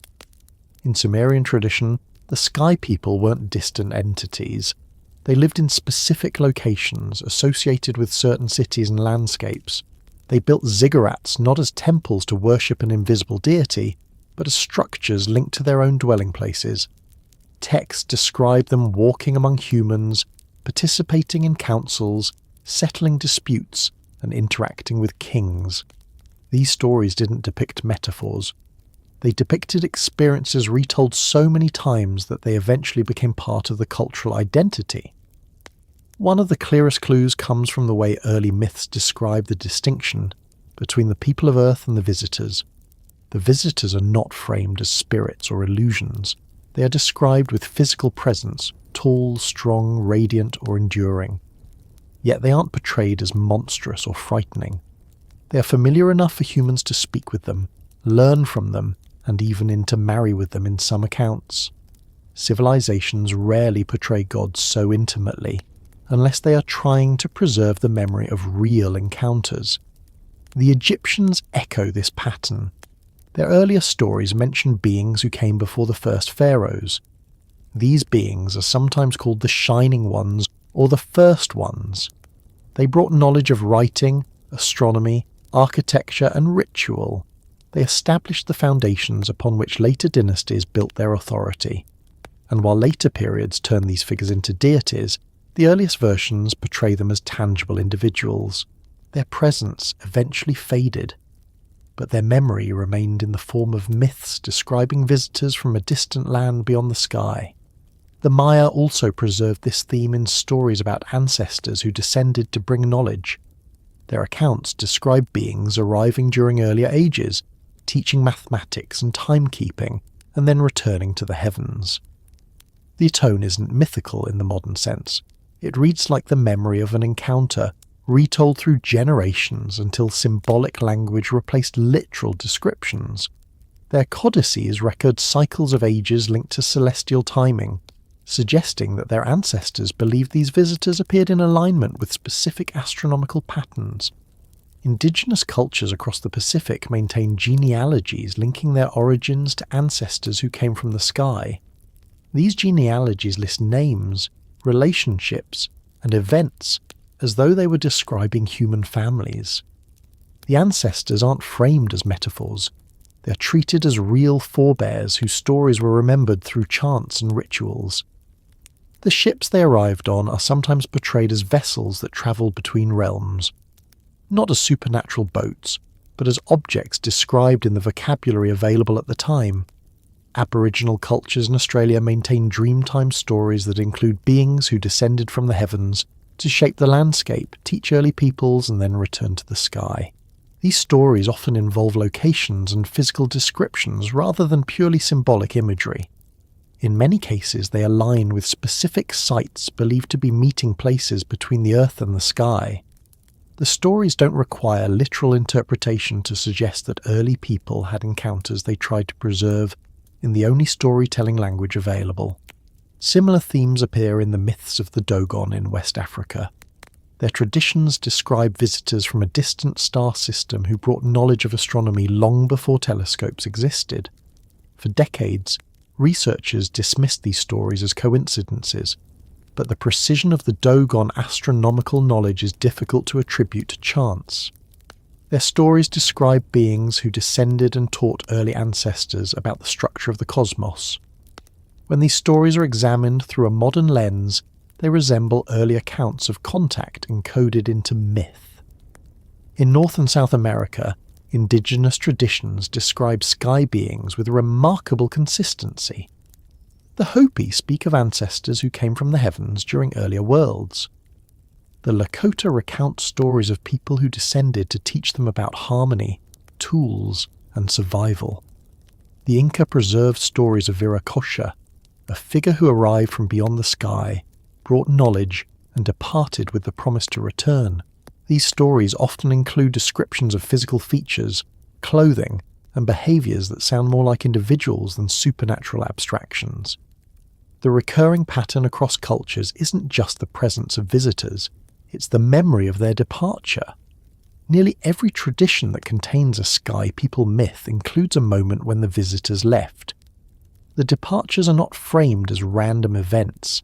They occur at specific times, often linked to celestial cycles. The visitors leave because the time has come, because an era is ending, because a cycle is completing. That detail suggests that early humans preserved the logic behind the departure, even if they didn't understand the orbital mechanics themselves. These departures were often accompanied by instructions, promises, or guidance. The visitors encouraged humanity to continue certain practices, maintain specific rituals, or preserve knowledge for the future. They didn't leave abruptly. They left with preparation. They left knowing they would return or that humanity would one day seek them. These instructions form the foundation of many initiation rituals, sacred texts, and ceremonial traditions. They are fragments of ancient preparation woven into cultural memory. Another quiet clue lies in the similarities between the tools and symbols left behind. Civilizations with no contact developed nearly identical motifs representing connection to the sky. The winged disc, found in Mesopotamia, Egypt, Mesoamerica, and parts of Asia, portrays a circular object with wings or energy radiating outward. Scholars interpret it symbolically as a representation of the sun or divine authority, but it might also reflect a memory of a vessel or object associated with the arrival and departure of the visitors. Another repeating motif is the serpent. Serpent figures appear in cultures across the world as symbols of knowledge, wisdom, and descent from the heavens. In some traditions, the serpent isn't a literal animal, but a representation of a being moving between realms. The Quetzalcoatl of Mesoamerica, the Naga of India, and the rainbow serpent of Australia aren't simply mythic creatures. They are memory-coded representations of figures or vessels descending from above, moving across the sky in patterns early humans tried to describe using familiar imagery. The myths also preserve clues about the nature of the visitors' technology. Descriptions of shining vehicles, roaring lights, or objects descending with fire are found in cultures separated by oceans. Early storytellers didn't have the vocabulary to describe advanced machinery. They used what they knew. Fire, wind, thunder, or light became metaphors for propulsion or energy. The stories don't exaggerate these details. They describe them with practical repetition, as if trying to preserve the memory rather than embellish it. Another aspect of these myths is the consistency with which the visitors are described as teachers rather than conquerors. They brought knowledge, not domination. They taught early humans agriculture, architecture, writing, astronomy, and governance. These lessons appear suddenly in the archaeological record, as though civilization accelerated during specific periods. The myths simply preserve the explanation behind that acceleration. They describe the visitors as the source of early breakthroughs that propelled humanity forward. What makes these myths so remarkable is how quietly they preserve the details. The loud, dramatic elements came later, added by poets and priests. But beneath the surface remains a tone of practicality. The myths reflect memory, not fantasy. They reflect encounters retold honestly, even if the details were later embellished. These quieter layers contain the keys to understanding how early humans perceived the sky people, not as gods, but as ancestors, not as illusions, but as visitors whose presence left long-lasting cultural footprints. The myths also preserve the idea of lineage.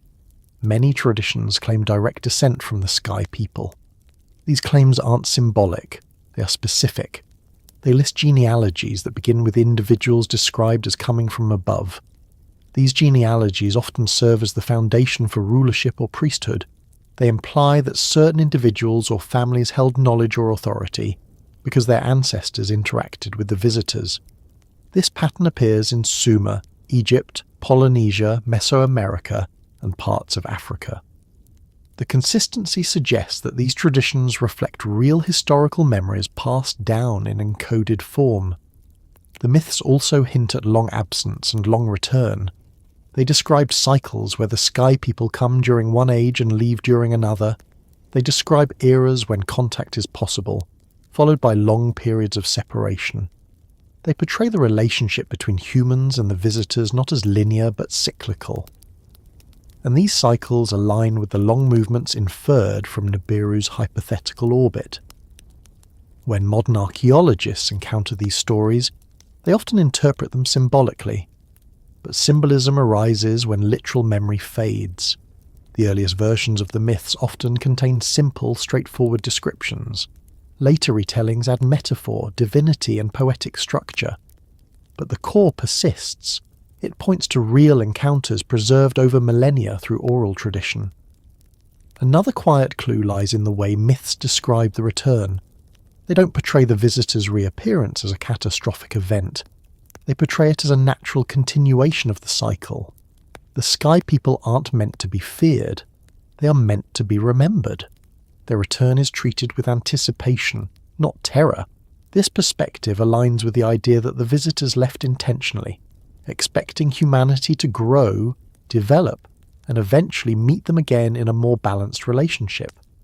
Certain myths even describe preparations for the return. Rituals involving star alignment, construction of temples pointing towards specific regions of the sky, or preservation of sacred knowledge hinted instructions left behind. These instructions served not only religious purposes, but also encoded astronomical information. Early cultures preserved the sky patterns necessary to track cycles over long spans. This suggests that they expected future generations to recognize the signs of the visitor's return. Many traditions include legends describing a time when humans will journey back to the realm of the sky people. These legends are often overlooked because they don't fit neatly into modern interpretations of myth, but their presence reinforces the idea that early humans didn't simply expect the visitors to return. They believed humanity itself would one day travel to the sky home. This belief wasn't framed as fantasy. It was framed as destiny, a long-term trajectory set in motion by the interactions between humans and the visitors. The quiet clues hidden in these myths form a mosaic. Each culture preserves one piece. Alone, each fragment seems isolated. But when viewed together, the fragments reveal a consistent story. Early humans encountered a species from the sky. They learned from them. They integrated with them. They remembered them. And they preserved those memories in ways that survive through thousands of years of retelling. The deeper implication is that the myths aren't just memories of the past. They are signals pointing toward the future. The next part of this journey follows naturally into how astronomers, skeptics, and researchers view these clues today, and how their interpretations shape the ongoing search for Nibiru and the origins of these ancient stories. When ancient myths speak of sky people and wandering worlds in tones that resemble memory more than imagination, the natural instinct of the modern world is to compare those stories against the tools of science. Astronomy, skepticism, and cautious inquiry form the lens through which people now examine the possibility of a distant planet moving on a long path through the solar system. But this examination rarely follows a single direction. It stretches across a spectrum of perspectives, each contributing something to the puzzle, and the puzzle only grows more intriguing the longer it's studied. Modern astronomy has reached remarkable levels of precision. Telescopes scan the sky with sensitivity unimaginable just a century ago. Spacecraft send back images from the edges of the solar system. Computer models simulate gravitational forces across billions of years. And yet, even with these tools, there remain large regions of space where surprises can still appear. The outer solar system is not a tidy, fully mapped neighbourhood. It is a frontier filled with shadows, distances, and objects that remain unseen, simply because they drift too slowly or reflect too little light. The skeptics point to this uncertainty as proof that claims about hidden planets need caution, and their caution has value. Science advances by not jumping to conclusions, but astronomy also advances by noticing patterns that don't fit simple explanations. Over the last 20 years, scientists studying the far edges of the solar system have found objects moving in ways that suggest the presence of something large tugging on them. These distant bodies follow elongated orbits that cluster in specific directions. They don't scatter randomly. They tilt together as though nudged by a gravitational influence that doesn't appear in any official list of planets. This pattern led researchers to propose the existence of a massive, unseen world orbiting far beyond Neptune. They call it Planet 9. The name is modern. The idea is ancient. The concept of a world that doesn't stay still, a world that comes and goes, mirrors the descriptions found in the earlier stories. But modern astronomers don't use ancient myths as evidence. They use mathematics, simulations, and observed orbital alignments. They reconstruct the path of this invisible object using the subtle gravitational fingerprints it leaves on other objects. Skeptics argue that these alignments might be coincidental. They suggest that more data is needed or that observational bias could shape the results. They propose alternative explanations, including unknown processes in the distant regions of space. And this skepticism is healthy. It prevents premature conclusions, but it doesn't erase the gravitational signatures. It doesn't eliminate the clustering. It doesn't resolve the odd behavior of objects that seem to bow toward an unseen influence. The puzzle deepens when looking at how these remote bodies move. Some have orbits so stretched that they take thousands of years to circle the sun. Their paths point to regions of space where a massive object could sit undetected. Not because it hides deliberately, but because it reflects too little light for current telescopes to capture. Objects at that distance appear dimmer than faint stars. A planet moving slowly along a distant arc could remain invisible for decades or centuries, even as its presence shapes the behavior of smaller objects. Astronomers run simulations to recreate these patterns. The simulations repeatedly produce the same result. A large object, perhaps 5 to 10 times the mass of Earth, following a long elliptical orbit. The orbit would be stable. It would return to the same path over and over. It would move so slowly that detecting it requires patience and long-term observation. And it would pass near the inner solar system only at wide intervals. Not close enough to cause chaos, but close enough to become visible to early civilizations that watched the sky with meticulous dedication. This is where the puzzle begins to overlap with the ancient stories.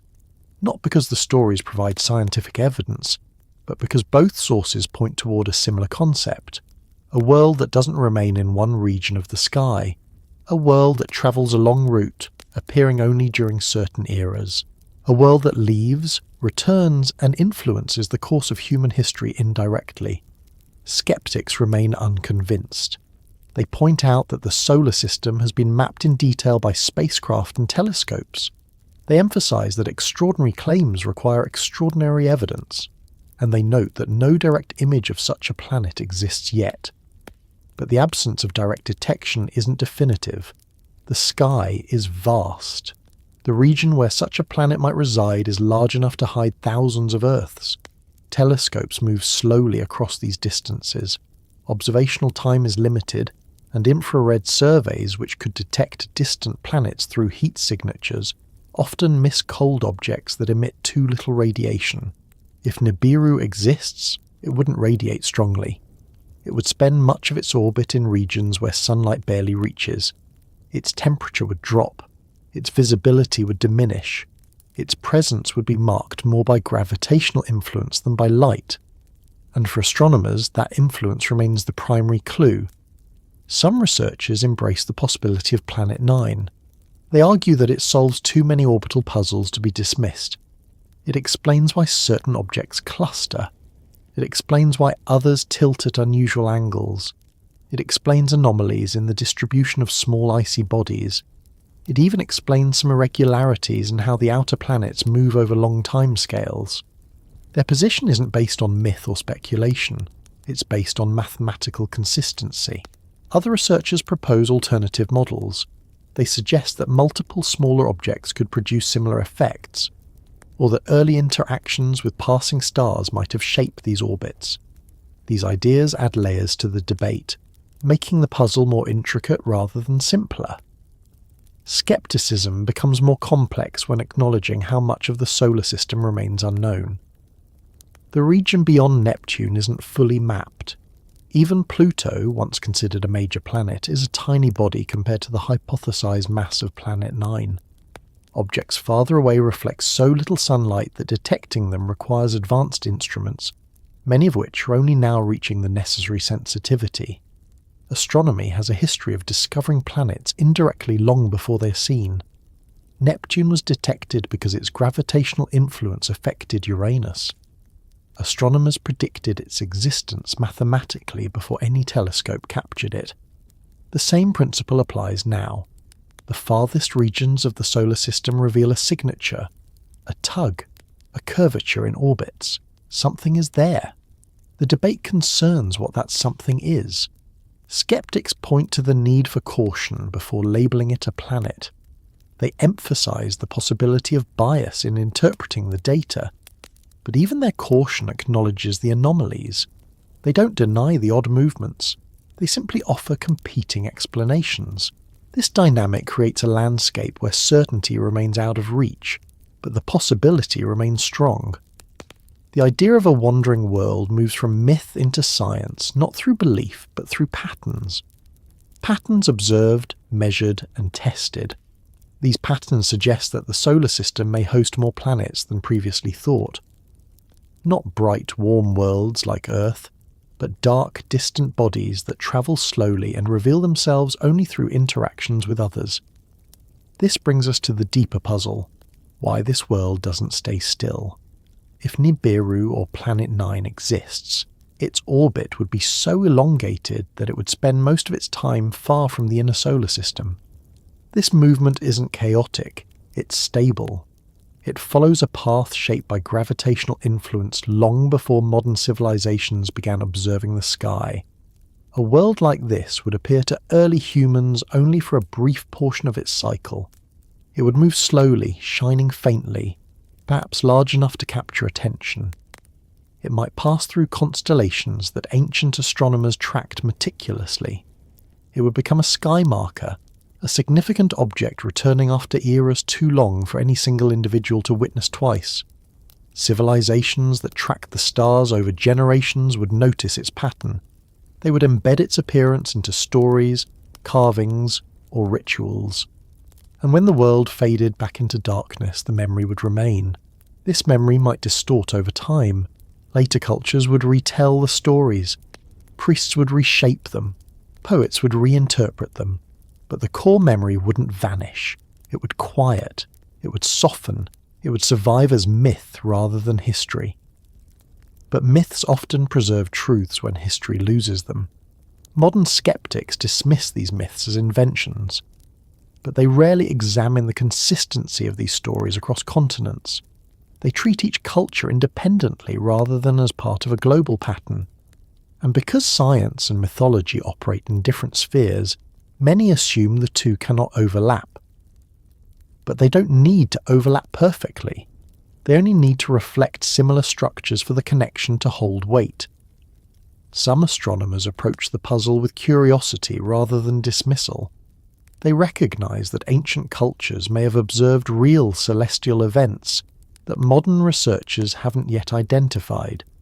They treat myths as early records of natural phenomena, not as proof of distant worlds, but as clues. These scientists look for signals in stories that describe unusual celestial behaviour. They cross-reference descriptions with astronomical records. They note patterns in how ancient civilizations tracked long-term movements. When these patterns align with modern gravitational anomalies, the puzzle becomes more layered. It doesn't form a conclusion. It forms an invitation, a suggestion to look deeper, widen the search, and consider the possibility that the solar system might be more expansive than previously thought. The skeptics push back. They argue that extraordinary conclusions run ahead of the evidence. They emphasize the need for precision. They remind the scientific community that planets are not confirmed until observed directly. Their caution preserves the integrity of the search. And yet, even they cannot dismiss the mathematical models suggesting a massive object at the edge of the solar system. This tension creates a dynamic where multiple perspectives coexist. Astronomers search, skeptics critique, mythologists decode, historians compare. And through this interplay, the puzzle becomes richer. No one perspective holds the entire answer. Each perspective contributes to understanding how a world might move through space, unnoticed, yet leave traces visible enough for ancient cultures to record. Some researchers entertain the possibility that ancient people saw something modern observers haven't yet captured. Civilizations that watch the sky without artificial light could see stars and planets with clarity modern city dwellers rarely experience. They spent entire lifetimes observing patterns. Their temples, monuments, and rituals were structured around celestial movements. If a wandering world appeared even faintly, they would notice. They would record it. They would preserve the memory. The puzzle of a planet that doesn't stay still isn't just about gravity or orbital mechanics. It's about perception. How early humans perceived the sky. How modern scientists measure it. How myths transform memory into story.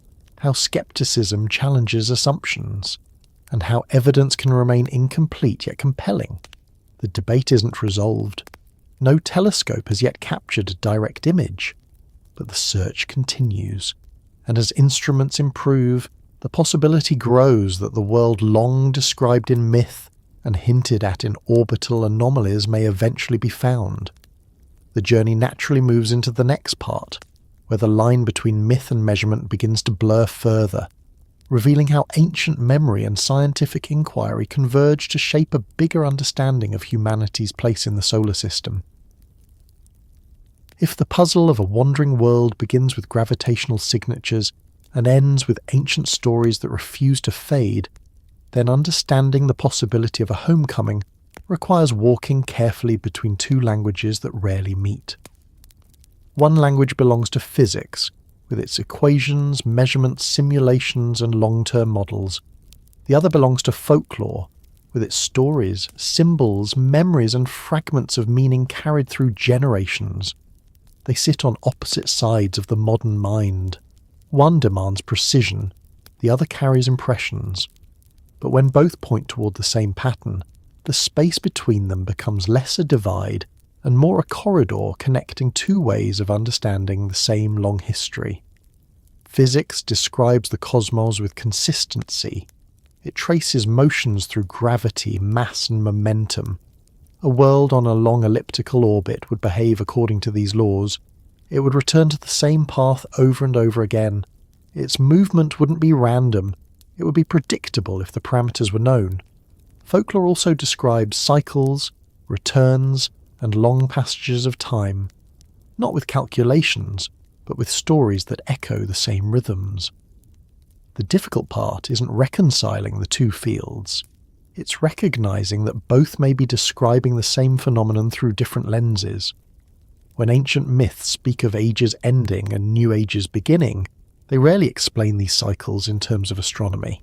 They speak instead of world-changing events, visitors departing or returning, knowledge resurfacing, or civilizations resetting. Physics describes cycles in terms of orbital periods. If a world like Nibiru followed a long path, completing its orbit over several thousand years, the moments when it approached the inner solar system would form natural markers dividing eras. These markers would coincide with changes in what early humans observed in the sky. A bright, slow-moving object appearing after generations of absence would become part of cultural memory, and when that object disappeared again into the darkness, its memory would pass into stories.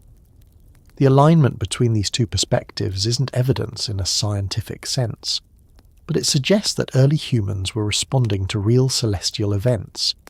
They didn't have telescopes or mathematical models.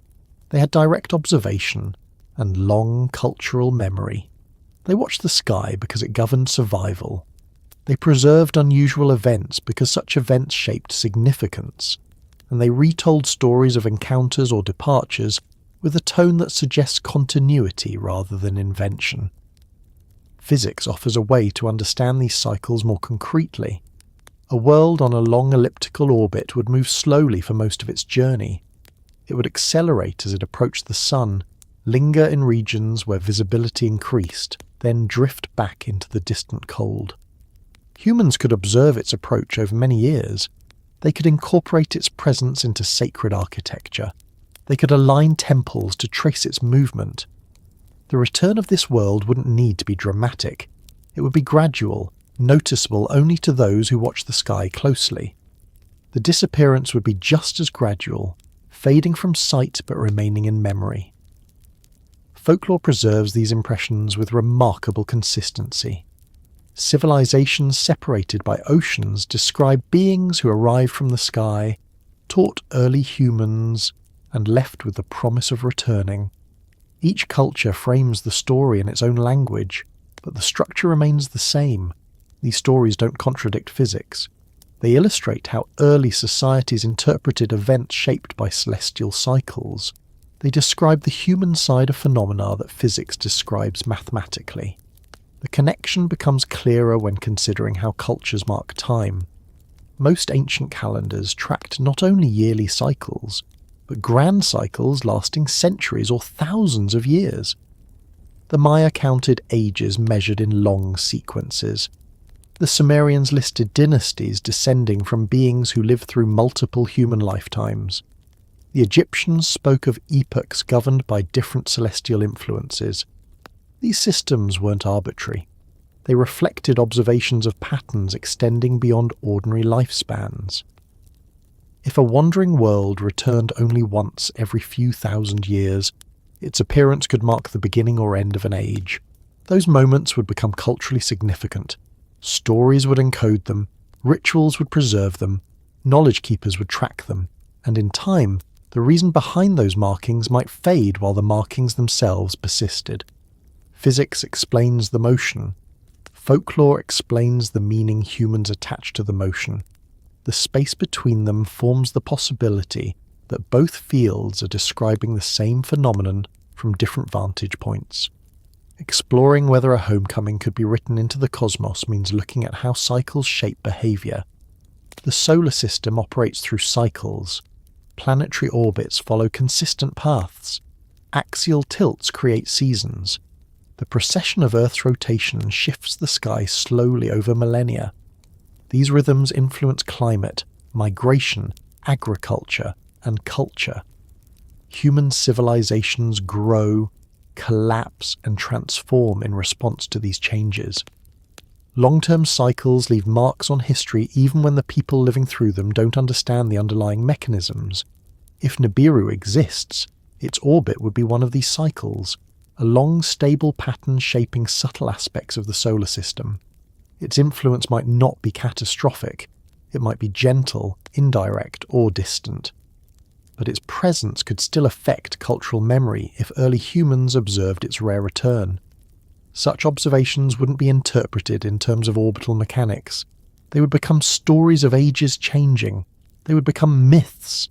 The possibility of a homecoming arises when considering how humanity evolves within these cycles.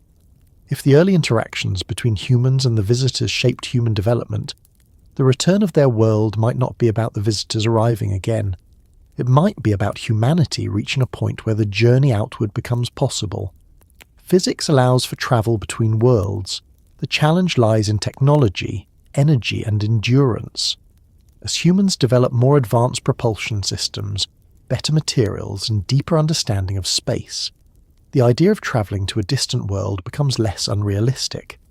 Folklore often frames this journey as destiny, not destiny in a mystical sense, but as the fulfillment of a long cycle. The ancestors came from the sky. They left. Humanity remembers them. The cycle eventually brings the worlds closer together. The next stage involves humans travelling outward, not as subjects, not as dependents, but as a species that has reached a stage where it can complete the cycle begun long ago. If this possibility is real, the cosmos wouldn't be forcing a homecoming. It would be offering conditions that make it possible. Physics would determine the timing. Folklore would preserve the meaning. Humanity would determine the purpose. The homecoming wouldn't be written as fate. It would be written as opportunity. Some physicists studying exoplanets note that wandering worlds aren't unusual. They exist in other systems. They move in long patterns shaped by gravitational encounters. Their orbits aren't perfect circles. They stretch into ellipses that carry them far from their stars. These worlds can stabilize over time, settling into predictable paths. The idea of a long-orbit world within our own solar system isn't improbable. It's supported by models and observations that hint at a missing piece. Skeptics argue that folklore shouldn't influence scientific inquiry. They maintain that stories aren't data.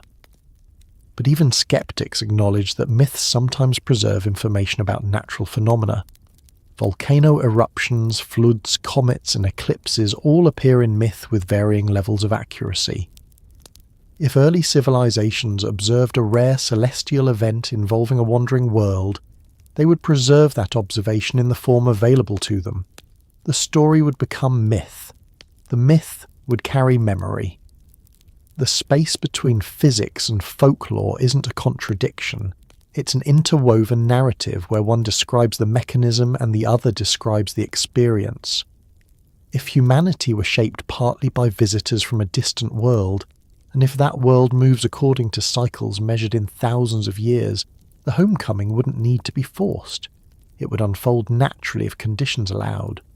The earliest stories hint that the visitors expected humanity to develop independently. They didn't plan to maintain constant presence. They prepared humans to grow. Their departure wasn't abandonment. It was part of the long rhythm of their world's orbit. If the visitors anticipated a future reconnection, it wouldn't rely on them returning to Earth. It could rely on humanity reaching the point where the journey outward becomes possible. Modern physics doesn't dismiss the idea of interplanetary travel. It simply frames it in terms of energy, technology, and time. A mission to a distant world requires sustainable propulsion, life support, and precise navigation. None of these are impossible. They require long-term development. Humanity is already progressing toward them with each decade of advancement. Missions to the Moon and Mars are steps toward this larger frontier. Telescopes exploring exoplanets reflect the drive to understand worlds beyond our own. The homecoming described in folklore might not refer to the return of the visitors. It might refer to humanity completing a cycle.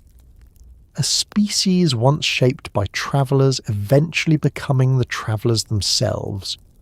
Physics allows this interpretation. Folklore frames it. The possibility emerges not as prophecy but as the logical next step in a long sequence of development. Even the alignment of monuments and star charts may reflect the early stages of this preparation. These structures preserved celestial knowledge so that future generations could track long-term patterns. The stories taught humans to remember the sky people. The rituals preserved the timing of significant celestial events. These cultural frameworks formed the foundation for astronomical curiosity.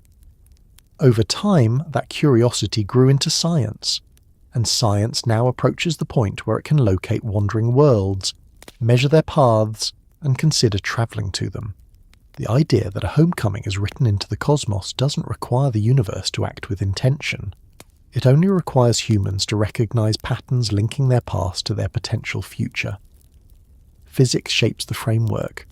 Folklore preserves the memory. The cycle creates the opportunity. Humanity moves along that path at its own pace. As the journey continues, the next part shifts naturally into how these possibilities reflect not only cosmic patterns but human identity, exploring what it might mean if humanity and a wandering world are connected through ancestry, memory, and the long unfolding of time. If the idea that humanity may not be entirely native to Earth feels large, it's because it reaches beyond the boundaries people usually place around their own origins. Most civilizations explain themselves through soil, river valleys, ancestors who hunted or farmed or built, and the landscapes that shaped their stories. The suggestion that humans might carry something older in their lineage, something originating from a distant world with a long orbit and long memory, turns the familiar narrative outward. It shifts identity from a single planet story into something that spans the larger architecture of the solar system. And once that shift begins, the possibility of a return no longer feels like an act of imagination. It feels like the continuation of a process that started long before recorded history. Understanding why such a journey might be inevitable begins with the small clues already embedded in human nature. Humans are driven toward exploration, even when there is no immediate need. They climb mountains with no resources to gain. They sail oceans without knowing what lies beyond the horizon. They study the night sky, even when the patterns they observe offer no practical advantage. These traits appear excessive if Earth is assumed to be the entirety of the story, but they make more sense if exploration is part of a deeper heritage. If early ancestors came from a wandering world, curiosity might not be a luxury. It might be a trait shaped by a species accustomed to surviving in environments where movement, adaptation, and exploration were essential. The desire to leave the familiar isn't new. Humans migrated across continents long before agriculture, driven by the instinct to see what lay beyond. They crossed deserts, plains, and ice sheets. They reached islands thousands of kilometers away by constructing vessels capable of traveling across open ocean. These acts required patience, risk, and imagination. They were not driven by scarcity alone. They were driven by something deeper.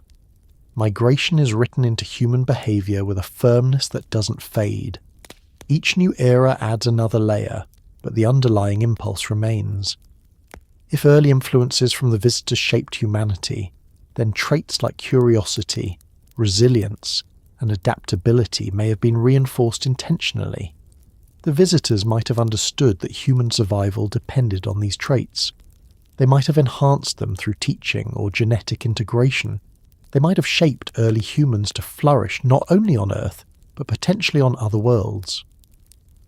This idea isn't presented as certainty. It's presented as continuity, a pattern where early interactions between species created long-term momentum. Momentum of that type doesn't stop.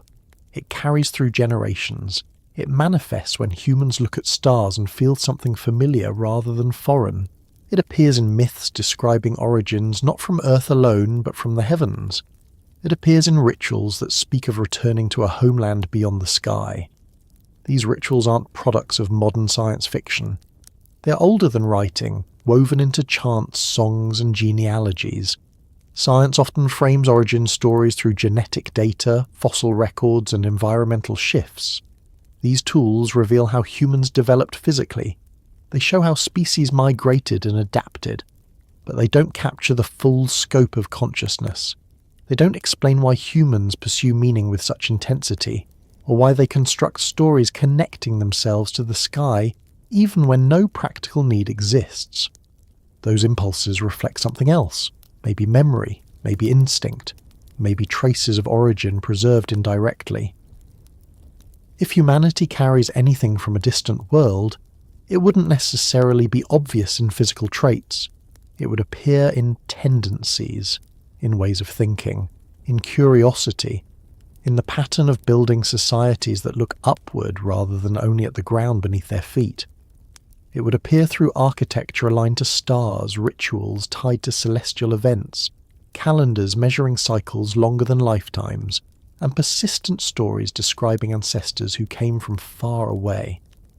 If that heritage exists, it would help explain why the journey back might not be a choice, but an eventual step in the long unfolding of human development. Humans didn't remain in the caves where early ancestors sheltered. They didn't remain in the river valleys where the first farms began. They didn't stop building once they understood cities. Each expansion happened because the species grows in ways that encourage outward movement. Space is the ultimate frontier of that pattern.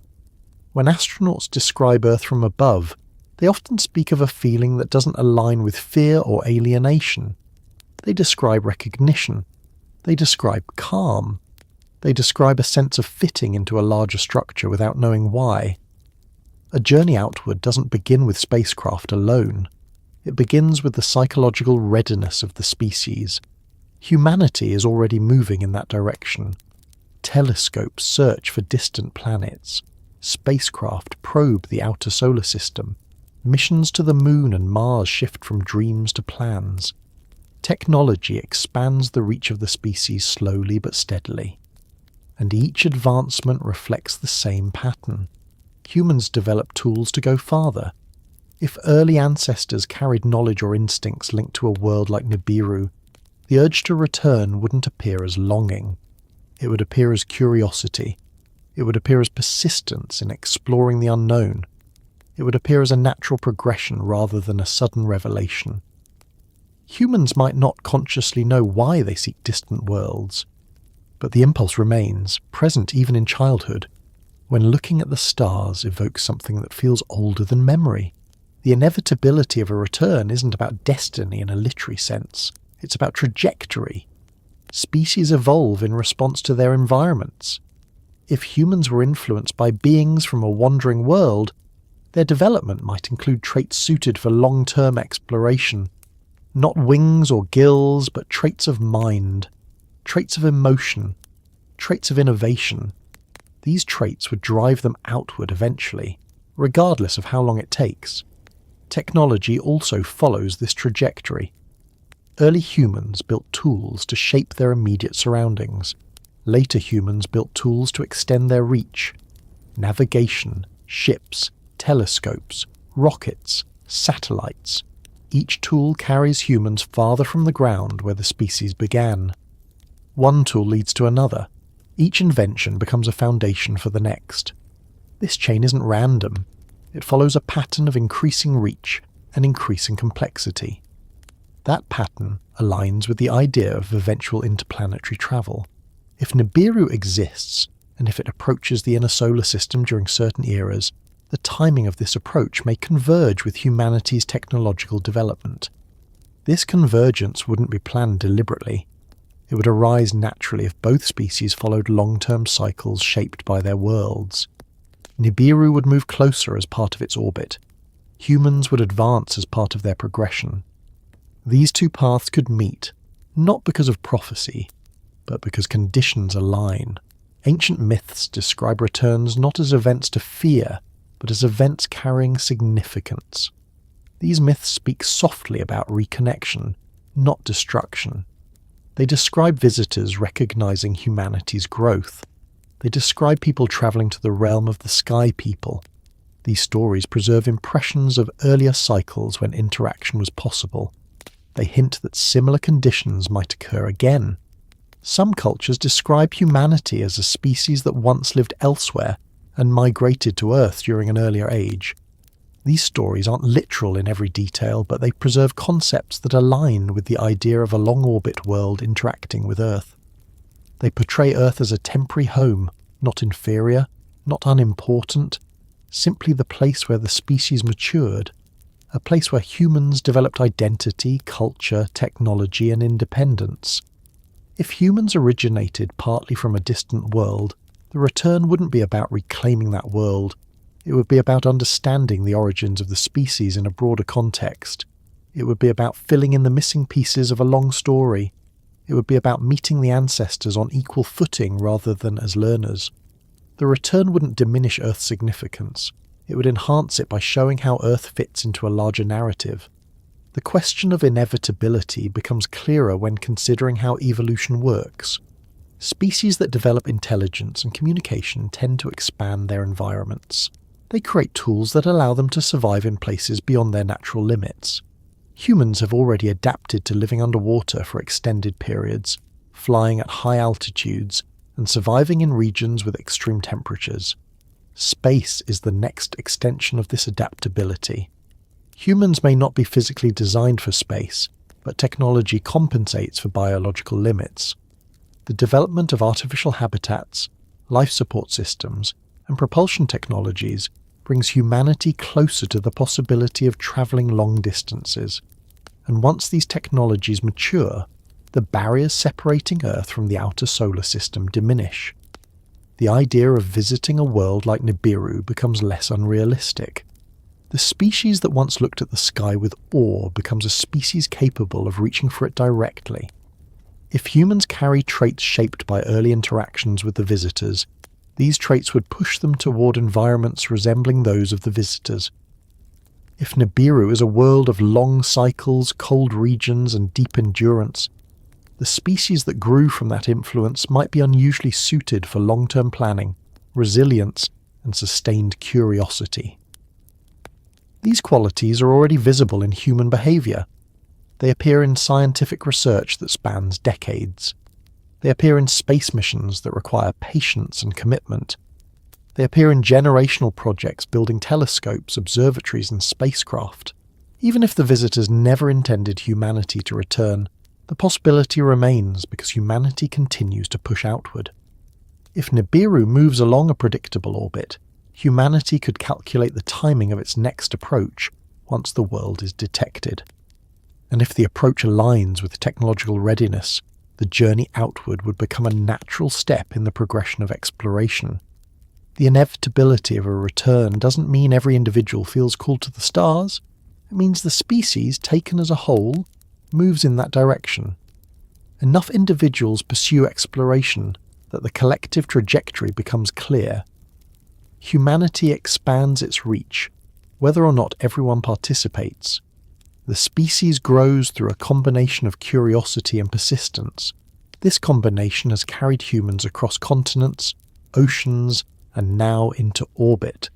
If the visitors shaped humanity early in its development, their influence might still be present subtly in these tendencies. Their departure might have been the beginning of a long cycle meant to allow humanity to grow independently. The return might be the moment when the cycle completes, when humans have developed enough to meet their ancestors on equal terms. This idea doesn't require destiny or prophecy. It requires understanding that long cycles create long-term patterns of behaviour. The quiet clues hidden in myths describing humanity's origin in the heavens gain new meaning when viewed alongside genetic, technological, and psychological tendencies. The stories about returning to the sky don't need to be literal to carry the outline of a real possibility. They can preserve the shape of a memory even when details become symbolic. When combined with physics, astronomy, and the steady march of human innovation, the outline gains depth. The journey back wouldn't necessarily involve large ships carrying entire populations. It might begin with a scientific mission, a small group travelling outward to study a world long described in myth.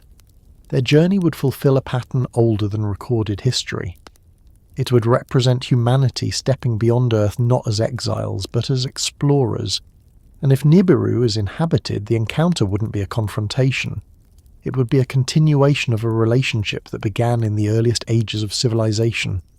This path leads naturally into the final part, where the thread connecting humanity and a wandering world becomes clearer, revealing how memory, science, and long cycles converge into a single story still unfolding across time. If the long journey through origins, memory, science, and story has shown anything, it is that the connection between humanity and a distant world does not vanish simply because centuries pass. It lingers quietly in the background of culture, language, instinct, and curiosity. It passes through the oldest myths, through the monuments aligned with stars, through the stories describing visitors who shaped the first cities, and through the scientific puzzles that point toward a large unseen object moving along a slow orbit far from the sun. Each of these pieces stands alone as something intriguing. Together they form a thread, subtle, steady, and persistent, that seems to guide human thought toward one destination. The idea of a thread isn't literal. It isn't a physical tether stretching across space. It is the continuity of patterns that remain recognizable, even when the details blur. Early cultures preserved this thread through rituals and stories. Modern researchers preserve it through calculations and observations. Humans as individuals preserve it through the choices that reflect curiosity about the unknown. And no matter how far humanity moves through time, the thread remains present, suggesting that the connection never ended. It simply changed form. Nibiru appears in human memory not as a chaotic force, but as a presence that shaped origins, departed, and became part of the background rhythm of the sky.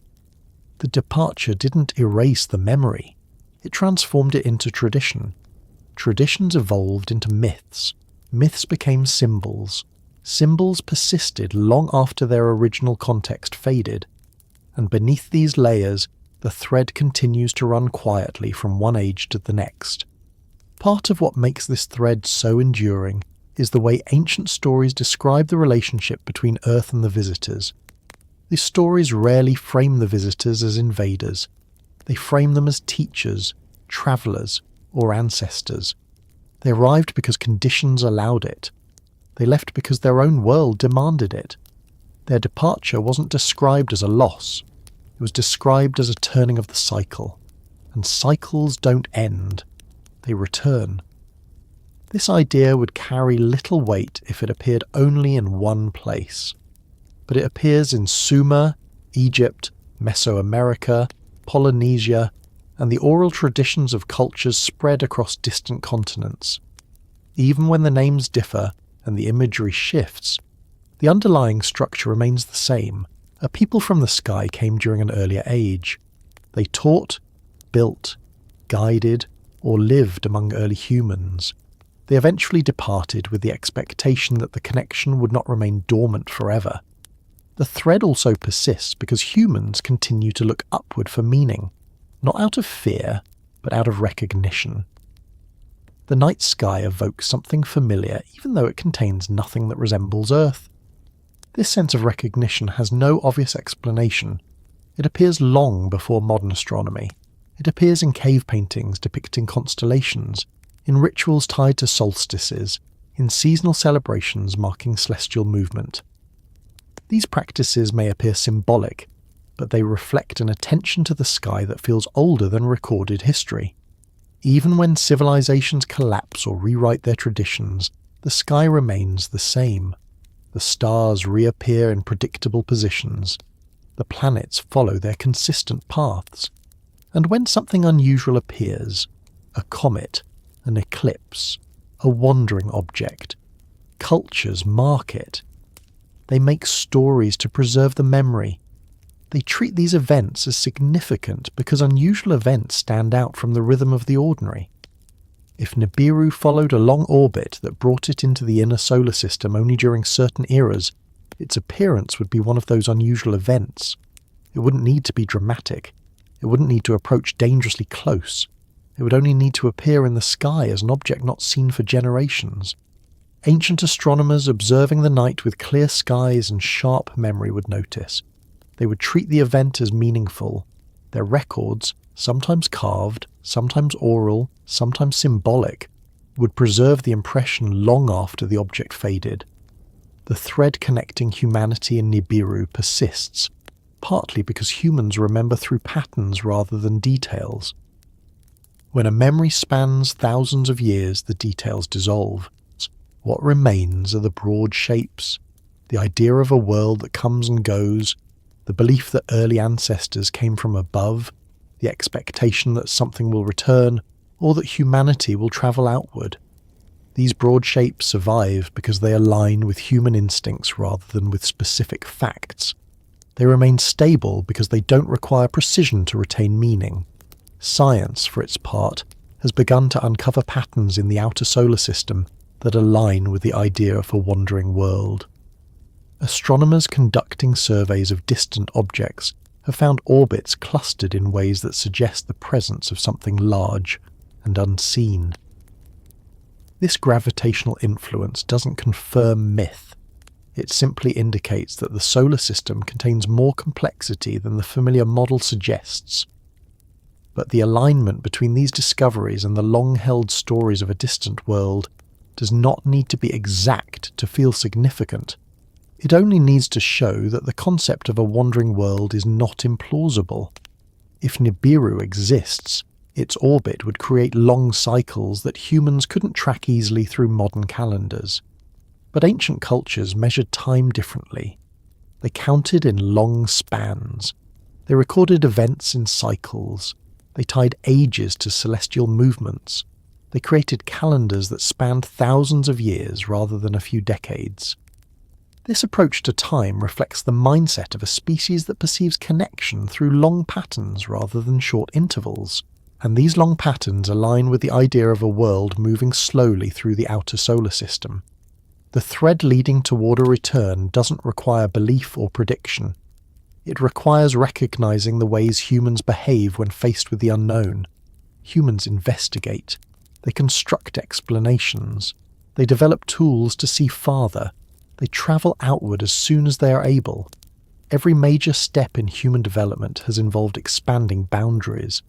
The shift from caves to settlements, from settlements to cities, from cities to empires, from oceans to continents, from continents to orbit, all follow the same trajectory. And the next step in this trajectory leads outward into the solar system. The thread also persists because of something subtle in human emotion. Feelings of longing or wonder often arise when staring at the night sky. These aren't dramatic emotions. They are quiet, steady sensations that suggest the presence of something familiar. They appear in childhood without prompting. They remain in adults even when daily life offers no reason to think about distant worlds. They show up in art, music, storytelling, and imagination across every culture. These feelings don't prove anything, but they point towards something deep in human psychology that connects the species to the sky rather than to the ground alone. If humans carry traces of origin from a world like Nibiru, these feelings might reflect ancient instincts. The instincts wouldn't appear in explicit memories. They would appear as inclinations, tendencies, and curiosities. They would be quiet but persistent. They would guide exploration, inspire technology, and influence storytelling. They would help maintain the connection even when the conscious mind has no awareness of it. The thread becomes more visible in the modern era as technology allows humans to observe the outer solar system with greater precision. Spacecraft have crossed boundaries once thought unreachable. Telescopes map distant objects that were invisible a generation ago. Scientific models reconstruct the formation of the solar system with increasing accuracy. And among these developments lies the possibility that the world described in ancient stories might correspond to a real object still moving through its long orbit. Even without certainty, the search continues. Not because the search was instructed by ancient myths, but because exploring the unknown is what humans do. And this exploration may eventually lead toward the region where Nibiru might travel. When that happens, the thread connecting the species to its distant past may shift from myth into observation. But the meaning of that shift won't erase the stories that preserve the connection through thousands of years. It will enrich them. Why Nibiru still calls across the ages has less to do with the physical planet, and more to do with the pattern set in motion long ago. If the visitors guided early humans, and if their departure started a cycle of growth, the call isn't an instruction. It is an echo of a relationship shaped across ages. It appears in myths because the stories preserve emotional memory. It appears in science because the cosmos preserves physical memory.